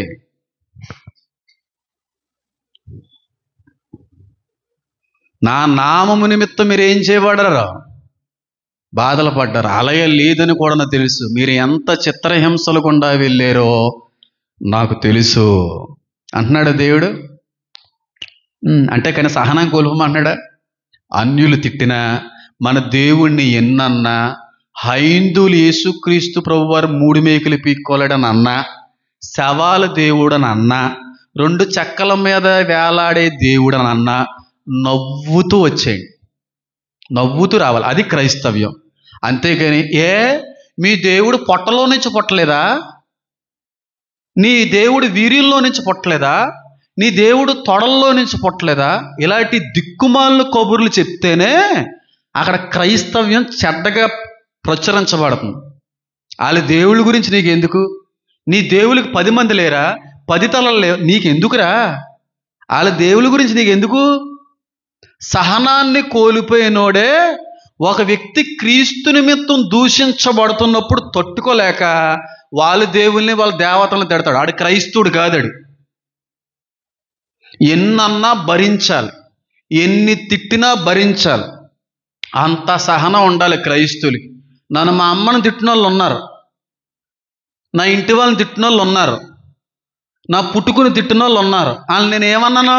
నానా అన్నాను, తండ్రి సమానులు అన్నాను. నేను సేవలోకి రాకముందు లా కొడక అని అంటే గూడులు తిరిగిపోయి, నా వరకు కాదు, పక్కనున్న వాళ్ళే ఏం తిప్పేలా తిప్పేసేవారు. నువ్వు హైందవ వీర్యానికే పుట్టావా అన్నాడు రాధామోహన్ దాస్. ఆయన అందరి ముందు ఏమన్నా తెలుసా? తండ్రి అండి ఆయన నాకు అని అంటాడన్నాను. వాళ్ళ దేవతలను, వాళ్ళ దేవుల్ని తిట్టడం మానేయగా, తిట్టకపోగా మనోహర్ దాస్ గారు నాకు నానండి. అది సహనం అంటే, అది ఓర్పు అంటే. అంతేగాని మన దేవుడిని అనేస్తున్నారో మనల్ని అనేస్తున్నారని చెప్పి ఉండబట్టలేక, ఒరే నన్నే అంటావరా, మా అమ్మనే అంటావరా, మా దేవుణ్ణి అంటారని వంకతో వాళ్ళ దేవుల్ని, వాళ్ళ దేవతలు తిట్టేవాడు క్రైస్తవుడు కాడు. సహనాన్ని కోల్పోకూడదు. చాలా మందిని మనం కోల్పోవడానికి, అన్యులను రక్షించుకోలేకపోవడానికి స్వార్థ ప్రకటించేటువంటి వ్యక్తుల్లో లేనటువంటిది, కనబడనటువంటిది ఏదన్నా ఉందంటే ఒకటి సహనము, రెండోది వివేకం లేదు. దేవుడు ఏమన్నా తెలుసా? మీరు పాము వంటి వివేకము గలవారే ఉండాలన్నాడు. ఆ వివేకం లేకుండా సువార్తని ప్రకటించుట వల్లనే భారతదేశంలో క్రైస్తవ్యానికి ఎంత వ్యతిరేకత అంటారు. మిగతా దేశంలో సువార్త ప్రకటించబడలేదా? అంతమంది క్రైస్తువులుగా మారలేదా? వాళ్ళు క్రీస్తునే ప్రకటించారు.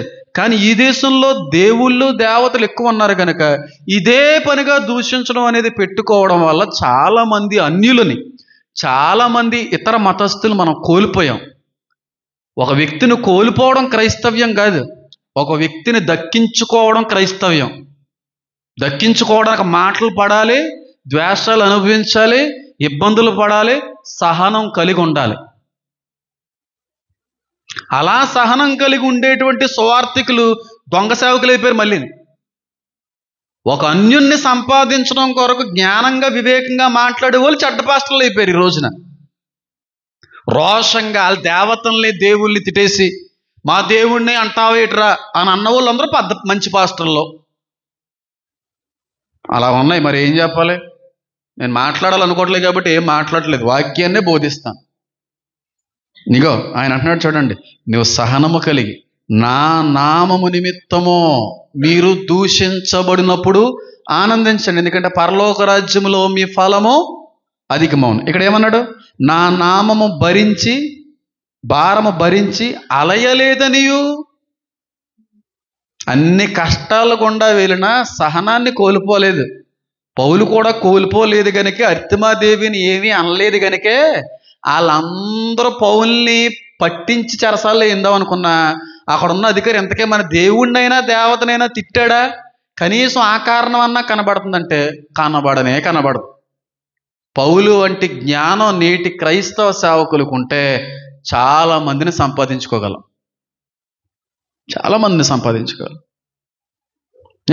ఇది మొదట నేను ఎరుగుదును, నువ్వు సహనము కలిగి నా నామం నిమిత్తం భారం భరించి అలా లేదని నేను ఎరుగు. అలాగే అపోస్తులు కాకే అపోస్తములు చెప్పుకుని వారిని పరీక్షించి వారు అబద్ధకులను కనుగొంటువని కూడా నాకు తెలుసు. అపోస్తులు కాకే అపోస్తులము అని చెప్పుకునే వాళ్ళు కూడా ఉన్నారంట ఆ రోజుల్లోనే. ఈ రోజు ఉన్నారు, ఆ రోజు ఉన్నారు. ఆ రోజు ఉన్న వాళ్ళు ఈ రోజు ఉన్నారు.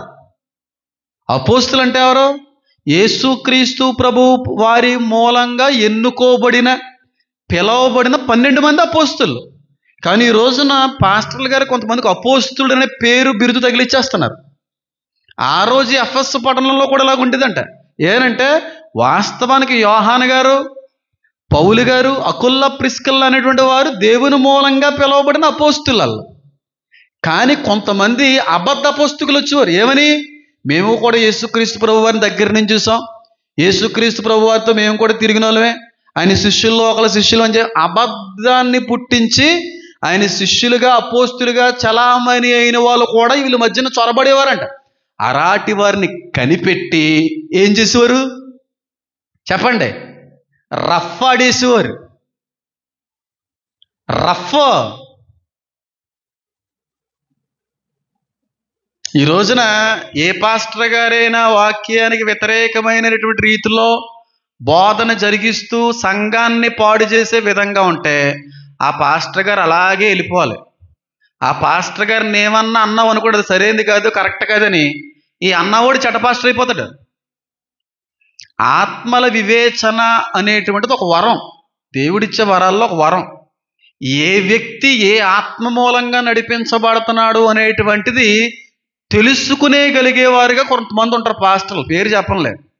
వాళ్ళు ఎప్పుడు కూడా తప్పుడు బోధన కనిపెడతా ఉంటారు, తప్పుడు సేవకులు కనిపెడతా ఉంటారు, అబద్ధ బోధనలు కనిపెట్టి వాళ్ళని ఏదో రకంగా సంఘం నుంచి కాపాడాలనే ఉద్దేశంతో వాళ్ళ ప్రయాస వాళ్ళు పడుతున్నప్పుడు ఇలా తప్పు పట్టేటువంటి బోధకుల్ని తప్పుడు బోధకులుగా చిత్రీకరించేటువంటి స్థితిలో మనం ఉన్నాం.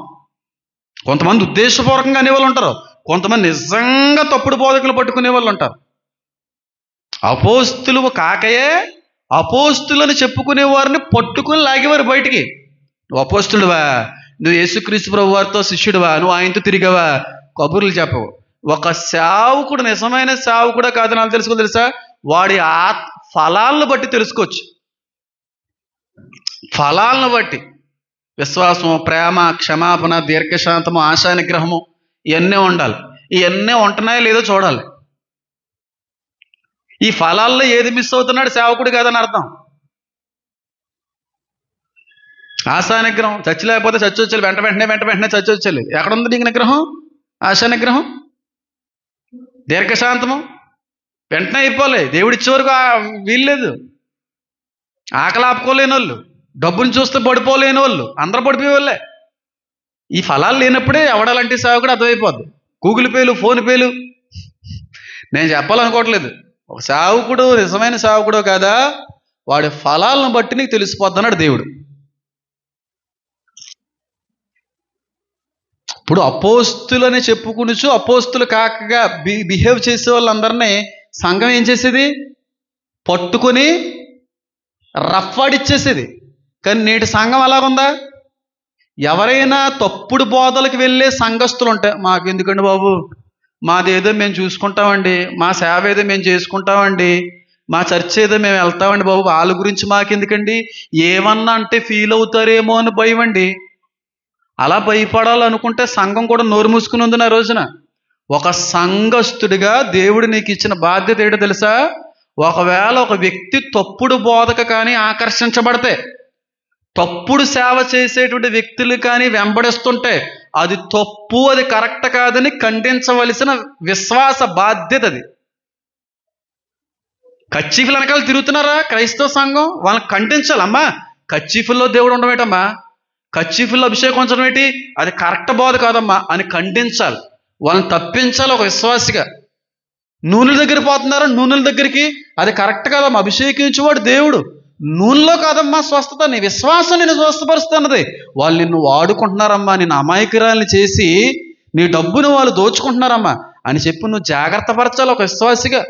అంతేకాని నా సంఘం కరెక్ట్గా ఉంది, నేను కరెక్ట్గా ఉన్నాను, మా పాస్టర్ గారి బోధ కరెక్టో, నేను ఒక్కడినే ఫాలో అవుతున్నాను చాలు కదా, కాదు. ఎంతమంది క్రైస్తవ విశ్వాసులు అయితే తప్పిపోతున్నారో, తప్పుడు బోధకులు చరణ పడిపోతున్నారో, తప్పుడు సంఘాలకు వెళ్ళిపోతున్నారో వారందరినీ హెచ్చరించి, ఖండించి, తప్పించి కాపాడవలసిన బాధ్యత సంఘానికి ఉంది. ఎంతమంది అలాగా హెచ్చరిస్తున్నారు? తప్పుడుగా తప్పుడు ఆలోచనలు, తప్పుడు సిద్ధాంతాలు, తప్పుడు విశ్వాసంలో వెళ్ళేటువంటి ఇతర క్రైస్తవ విశ్వాసుల్ని నువ్వు హెచ్చరించగలుగుతున్నావా? గద్దించగలుగుతున్నావా? తప్పమ్మది. మనిషిలో ఉండడమ్మా దేవుడు, మనలో ఉంటాడు దేవుడు. మనుషుల్ని దేవుడు చేస్తారేటమ్మా? సేవకులకి సేవకురాళ్ళకి ఫోటోలు చూసి దండాలు పెట్టడం ఏంటమ్మా? పొద్దున్న లేచిన వెంటనే వాళ్ళ ఫోటో చూసి నమస్కరించడం ఏంటమ్మా? పాస్టర్ గారు వస్తే పూలు చల్లడం ఏంటమ్మా? అని ఖండించాలి. తులిమేశారు ఎఫెసు సంఘ విశ్వాసులు. ఇలాంటి దొంగలు వస్తే తులిమి పడేశారు, రఫ్ఫాడిచ్చేశారు. అది కూడా నాకు తెలుసు. ఇన్ని మంచి పనులు చేసావు, ఎంత కష్టపడి సంఘాన్ని కట్టుకున్నావు, నాణ్యమైన సంఘంగా నిలవబడ్డావు, సత్యం కొరకు పోరాడావు, సూపర్ ఉన్నావు. నేను చాలా విషయాలు నిన్ను బట్టి నేను అతిశయించాను, ఆనందించాను. కానీ ఎఫెసు సంఘమా, నీలో కొన్ని లోపాలు ఉన్నాయి అని వాళ్ళు చేసిన అన్ని గుర్తు చేస్తూ వాళ్ళ గురించి అన్నీ మాట్లాడుతూ ఆ సంఘంలో ఉన్నటువంటి లోటుపాట్లు ఎత్తుతున్నాడు. చూడండి. అయినను, చూడండి 4వ వచనం, మొదట నీకుండిన ప్రేమని నీ వదిలితివి, నేను నీ మీద తప్పు ఒకటి మోపవలసి ఉన్నది. నువ్వు ఏ స్థితిలో నుండి పడితివో అది జ్ఞాపకము చేసుకుని మారు మనసు పొంది ఆ మొదటి క్రియలను చెప్పండి చెయ్యుము. ఎంత కష్టపడి ఎంత మంచి సంఘాన్ని దేవుడు మెచ్చుకుంటూనే తిట్టాడా? అంత గొప్ప సంఘాన్ని తిట్టేశాడు తప్పిపోయినందుకు. ఒక విషయంలో తప్పిపోయినందుకు. ఏ విషయంలో తప్పారు? మొదట నీకు ఉండినటువంటి ప్రేమలో పడిపోయావు. సంఘం ఒక్క విషయంలో తప్పిపోయినా దేవుడు తిడతాడు. 10 విషయాలు ఏం పడిపోక్కర్లేదు. ఒక్క విషయంలో తప్పినా దేవుడు తిడతాడు. నువ్వు చేసిన మేలుని జ్ఞాపకం చేసుకుంటాడు, భక్తిని జ్ఞాపకం చేసుకుంటాడు, నువ్వు పడిన స్థితిని కూడా జ్ఞాపకం చేసుకుని నువ్వు ఎక్కడైతే పడిపోయావో మళ్ళీ దాన్ని చూసి మళ్ళీ మొదటి క్రియలు చేయమన్నాడే. ప్రేమించబడిన సంఘమే, గద్దించబడిన సంఘం కూడా. అంటే ఈ సంఘస్థులు ఎంత అద్భుతమైన పరిచయం చేశారు, ఎంత అద్భుతమైన సేవ చేశారు, కానీ మొదట ఉన్నటువంటి ప్రేమను ఏం చేశారు? వదిలేశారు, కోల్పోయారు. నేటి క్రైస్తవ్యం కూడా అలా లేదా? మొదట ఉన్నటువంటి భక్తి, మొదట ఉన్నటువంటి ప్రేమ, మొదట ఉన్నటువంటి పరిశుద్ధత, మొదట ఉన్నటువంటి శ్రద్ధ తర్వాత రోజుల్లో ఏమైపోతుంటుంది? తగ్గిపోతూ ఉంటుంది. బాప్తీసం పొందుకున్న మొదటి వారంలో ఉన్న భక్తి, ఉపవాసము, శక్తి, ప్రార్థన 10వ రోజు మళ్ళీ కనబడదు. మొదట్లో ఉన్న క్రియలు చాలా అద్భుతంగా ఉన్నాయి ఎఫెసు సంఘస్థులారా. కానీ రాను ఆ క్రియలు, ఆ ప్రేమ ఏమైపోయింది? అందుకే ఇర్మియా గ్రంథంలో అంటాడు, యవ్వన వయసులో నీ వైవాహిక ప్రేమ లాంటి ప్రేమ నాకు కావాలి. కొత్తగా పెళ్ళైనప్పుడు భార్య భర్తలు ఎలాగైతే ప్రేమించుకుంటారో అలాగే నీకు నాకు మధ్యన సంబంధం ఉండాలంటాడు దేవుడు. ఎలా ఉంటారు చెప్పండి భార్య భర్తలు? బయటికి వెళ్తే ఎన్నిసార్లు ఫోన్ చేద్దాం? ఈడ ఆఫీస్కి వెళ్తే ఎన్నిసార్లు ఫోన్ చేస్తాడు? 10 నిమిషాలకు ఒక ఫోను, 20 నిమిషాలకు ఒక ఫోను. అందుకే అంటాడు ఆయన, ఏడా తెగక నాకు ఫోన్ చేస్తూ ఉండాలి మీరు. ఆ కనెక్షన్ బ్రేక్ అయిపోయింది క్రైస్తవ సంఘాల్లో. నిరంతరము దేవుడు అని గోజాడేవాడు క్రైస్తవుడు. ఒకప్పుడు చాలా భక్తి చేసే ఉంటారు, ఉపవాసాలు ఆచరించి ప్రార్థనలో గడిపి నిలువు మోకాల మీద ఉండి తెల్లవారుజాను లెగిసి చక్కటి ప్రార్థన, చక్కటి ధర్మశాస్త్ర సంబంధమైనటువంటి లేఖన పరిశీలన, ఆదివారం ఆరాధన అంటే అందరికంటే ముందుగా వచ్చి కూర్చునేటువంటి అనుభవం, మందిర పరిచయం అంటే అమ్మో దేవుని మందిరానికి పరిచయం చేస్తున్నాను, అందరికంటే ముందు రావాలి, నేను అందరికంటే ఎక్కువ పని చేయాలి, అదంతా స్టార్టింగ్లో ఉంటుంది. తర్వాత ఏమైపోద్ది? సువార్త విని రక్షించబడినటువంటి వ్యక్తి చేసే మొట్టమొదటి పని తెలుసా? నేను సువార్త చెయ్యాలి అని. కనబడినోడికి కనబడలేనోడికి కూడా అందరికీ సువార్త ప్రకటించేస్తుంటాడు.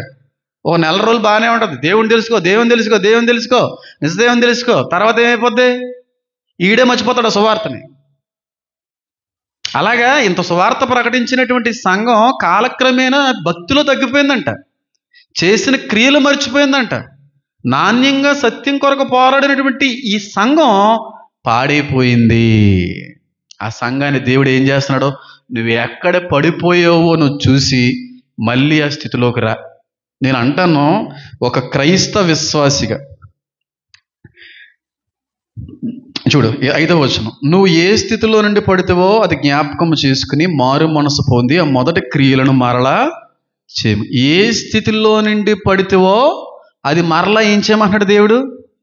జ్ఞాపకం చేసుకోవాలి. అంటే ఒక విశ్వాసి పడిపోతాడనా లేదా? విశ్వాసి పడ్డా మన దేవుళ్ళువా? పడతాం. పడినోడు పడినట్టుగా ఉండిపోతాడు క్రైస్తవుడు కాదు. పడినవాడు తిరిగి లేవగలిగితే వాడు క్రైస్తవుడు. మురికైపోయిందండి గొర్రెపిల్ల, పందిపిల్ల కూడా మురికైపోయిందండి. రెండిటిని సోపెట్టి క్లీన్ చేసాను, మళ్ళీ వెళ్ళి మురికిలోనే దొల్లింది అనుకో, అది పందిపిల్ల అవుతుంది, గొర్రెపిల్ల అవదు. అందరూ పడతారు, ఏదో విషయంలో పడతారు, తెలియకుండా పడతారు, పొరపాటుగా పడతారు, అజ్ఞానంతో పడతారు, అవగాహన లేమితో పడతారు, పొరపాటున పడతారు, ఉచ్చులుగా పడతారు, కుయుక్తులుగా పడతారు, పన్నాగాలుగా పడతారు, వ్యామోహానికి పడతారు, ధనానికి పడతారు, అందానికి పడతారు. ఇలాగ చాలా విషయాల్లో చాలా వాటికి పడతారు. క్రైస్తవులు కూడా పడతారు. పడిపోయినోడు పడిపోయినట్టుగా ఉండకూడదు. ఎక్కడ పడిపోయావో నువ్వు ఒక్కసారి ఆలోచించి మళ్ళీ తిరిగి లేవడానికి ప్రయత్నం చేయాలి. ప్రతి క్రైస్తవుడు ప్రతిరోజు చేయవలసిన పని ఏముందంటే ఒకే ఒక పని ఏంటి తెలుసా?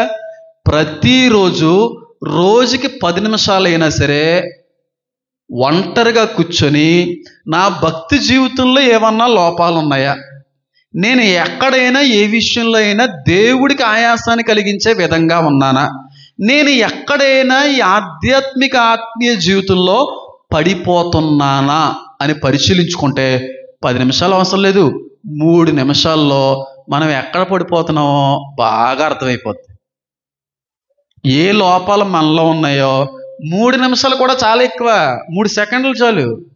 నీ లోపం ఏంటో ఇప్పుడు కూర్చున్న పాటున నువ్వు ఆలోచించడం మొదలు పెడితే 2 సెకండ్కి నీ మనసాక్షి చెప్తుంది నీలో ఉన్న లోపం ఏంటో, నువ్వు ఎక్కడ పడిపోతున్నావో, నువ్వు ఎక్కడ పడిపోయావో, పడిపోయి ఏ స్థితిలో ఉన్నావో ప్రతిరోజు పరిశీలించుకోవాలి క్రైస్తవుడు. ప్రతిరోజు నాలో లోపాలు ఉన్నాయా, నాలో ఎక్కడన్నా పడిపోయిన అనుభవాలు ఉన్నాయా, నేను ఎక్కడన్నా దారి తప్పిపోతున్నానా, ఎక్కడన్నా దేవునికి ఆయాసాన్ని కలిగిస్తున్నానా అని రోజులో 10 నిమిషాలు పడుకోని ముందు కానీ మనం గమనించుకోగలిగితే ప్రతిరోజు ఒక పొరపాటు అనేది మన జీవితంలో కనబడుతుంది. దాన్ని టిక్ చేసుకొని రేపు ఈ పొరపాటు నా జీవితంలో ఉండకూడదు. అలా రెక్టిఫై చేసుకుంటూ ముందుకెళ్తే ఒకానొక సమయానికి పరిశుద్ధమైనటువంటి అలంకారంతో కట్టబడతాం. రెక్టిఫై చేసుకోకుండా ముందుకెళ్తే ఖచ్చితంగా ఉన్న స్థితిలో ఉండిపోతాం. ఈ రోజున పొరపాటును బూతు మాట్లాడావా, పొరపాటు కనబడి రాసుకో, ఇంకెప్పుడు బూతు మాట్లాడకూడదు. పొరపాటుగా ఒక ఆవిడ మీద వ్యామోహపు ఆలోచన వచ్చిందా, అయ్యి బాబోయ్ ఇలాంటి ఆలోచన వచ్చిందేటి, ఈరోజు బూతు సినిమా చూశాను కదా, ఈరోజు ఒకరితో తప్పుగా అసభ్యంగా ప్రవర్తించాను కదా, లేని దాసించాను కదా, ఇది పొరపాటు, రేపటి నుంచి అది ఉండకూడదు. రెక్టిఫై చేసుకోవాలి. నువ్వు ఎక్కడి నుంచి పడ్డావో ఆ స్థితిని మరలా జ్ఞాపకం చేసుకో. నువ్వు ఎక్కడైతే పడిపోయావో అక్కడే తాళం ఉంటుంది, గుర్తుపెట్టుకోండి. నేను మాట చెప్తున్నా, బాగా గుర్తుపెట్టుకుని వదిలే, నేను ముగించేసుకుంటాను. ఏమనంటే అద్దానికి దగ్గరగా వెళ్ళామనుకోండి అసలు సిసలైన అందం బయటపడుతుంది. అద్దానికి దూరంగా ఉన్నంతకాలం మనం అందరం అందగాలమే కాదా? కొండ దూరం నుంచి ఎలా కనబడుతుంది? నునుపైన కొండగా ఉంటుంది. దగ్గరికి వెళ్ళి కొలిది దాని మీద ఉన్నటువంటి గతుకులు, రాళ్ళు, రప్పలు, కన్నాలు అన్నీ కనబడతాయి. ముఖం కూడా అంతే. అద్దాన్ని దూరం పెట్టుకొని ఎంత అందంగా ఉన్నానో, ఎంత అందంగా ఉన్నానో అనుకుంటే నువ్వు ఎప్పుడు అందగాడివే. కానీ అద్దం దగ్గరికి వెళ్ళావంటే ఈ ముఖం మీద ఎన్ని గుంటలు ఉన్నాయో, ఎన్ని మచ్చలు ఉన్నాయో, నీ పేదాలు ఎంత లావుగా ఉన్నాయో, నీ కొళ్ళు ఎంత చిన్నగా ఉన్నాయో, ఎంత దరిద్రంగా ఉన్నావో అద్దానికి దగ్గర అయ్యి కొలిది మనకు అర్థమవుతుంది. నువ్వు ఎంత పాపాత్ముడివో దేవుడికి దగ్గర అయ్యే కొలిది అర్థమవుతుంది. అర్థానికి దగ్గర అయ్యే కొలిది అసలు సిసలైనటువంటి నీ అందం బయటపడుతుంది, నీ స్వరూపం బయటపడుతుంది. దేవుడికి దగ్గర అయ్యే కొలిది నీ జీవితం ఏంటో నీకు బయటపడుతుంది. నీలో ఎంత పాపం ఉందో బయటపడుతుంది.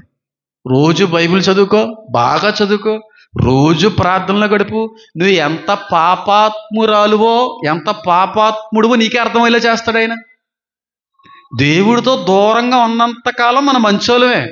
దేవుడికి దగ్గర అయ్యే కొలిది మన పాపం మనకు కనబడతా ఉంటుంది. దాన్ని బయట పెట్టుకోవాలి. అప్పుడు దాన్ని దాన్ని వదులుకోవడానికి ప్రయత్నం చేయాలి. అంతేగాని ఎంత కనబడుతున్నా ఇంకా అదే విధంగా ఉన్నావు అంటే నువ్వు దేవుడి దగ్గర అవ్వట్లేదని అర్థం. నా నీతిని, నా రాజ్యాన్ని మొదటగా నువ్వు ఎతకట్లేదని అర్థం.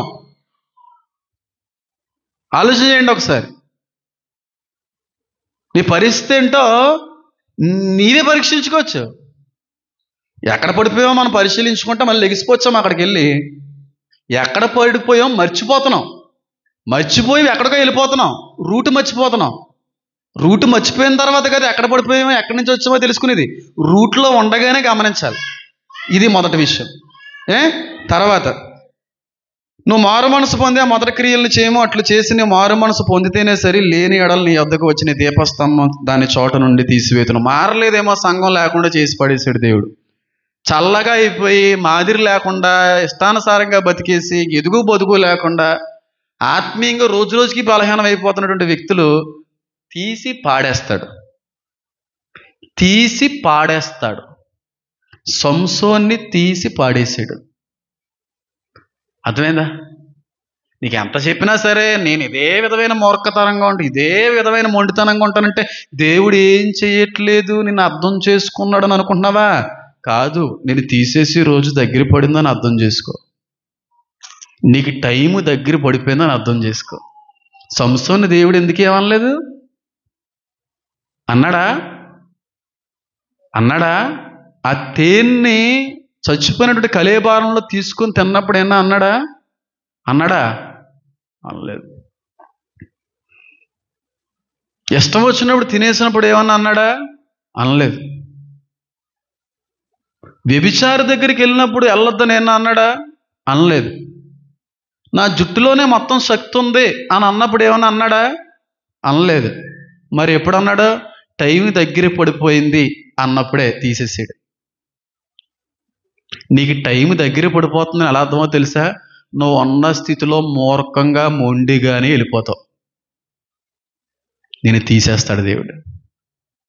తీసేయడం అంటే ఓ మాటలు చెప్పాలంటే చంపేస్తాడు.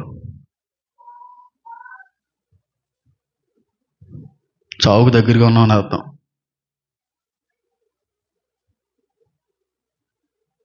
ఎంతమందికి అర్థమవుతుందని చెప్పేది? అందరికీ అర్థమవుతుంది, అది నాకు తెలుసు. అదే అంటున్నాడు ఇక్కడ, నువ్వు మారు మనసు పొందితేనే గాని, అంటే నీ మార్గాన్ని తిరిగి మార్చుకుంటేనే కానీ, లేకపోతే నేను నీ యొద్దకు వచ్చి లేకుండా తీసి పాడేస్తాను. ఎఫెసు సంఘం అంత గొప్ప సంఘం, అంత శక్తివంతమైన సంఘం, మాదిరికరమైన సంఘం ఈ రోజున కనబడన సంఘంగా అయిపోయింది. లేదా సంఘం ఏమీ అనట్లేదు, ఏమీ పట్టించుకోవట్లేదు అని అనుకోకండి. తీసే టైము దగ్గర పడిందని గ్రహించుకోండి.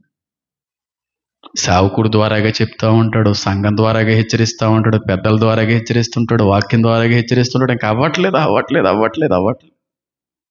సరే, నువ్వు మారలేకపోతున్నావు, అర్థమైంది నాకు.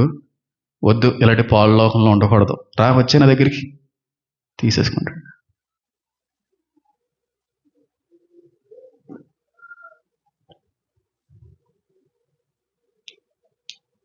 తల్లిదండ్రుల మాట ఎక్కువ అంటుంటారు. అరే అందరి నోట్లో ఉంటావేట్రా, తల్లిదండ్రుల నోట్లో ఉంటావేట్రా. తల్లిదండ్రుల నోట్లో ఉండి అందరి నోట్లో ఉండి లాస్ట్ చేసి ఎవరి నోట్లోకి వెళ్తాడు? పోతాడు. తీసేస్తాడు దేవుడు. నిజం చెప్తున్నాను ఈ మాట. లోబడాలి. లోబడని మూర్ఖ తరపు వారిలారా అన్నాడు. దేవుని మాటకు లోబడని ఏ ఒక్కడినే కూడా దేవుడు వదలడు. చెప్పాడు, సంఘానికి టైం ఇచ్చాడు, అవకాశం ఇచ్చాడు. పడిపోయారు, ఎక్కడ పడిపోయారో చూసుకోండి, లేకండి మళ్ళీ అక్కడి నుంచి మారు మనసు పొందండి, మార్పు పొందండి. లేకపోతే మళ్ళీ చెప్తున్నా తీసేస్తాను, సంఘం లేకుండా ఎగిరిపోద్ది. తీసాడా? ఆలోచించండి. ఎఫెసు సంఘం మొదటి ప్రేమని కోల్పోయిన సంఘం. పరీక్షించుకోవాలి, రోజు రోజు పరీక్షించుకోవాలి. ఏ లోట్లు ఉన్నాయి, ఏ లోపాలు ఉన్నాయి, ఎక్కడ తప్పిపోతున్నాం, ఎక్కడ పడిపోతున్నాం అనేది పరీక్షించుకుంటే సరే.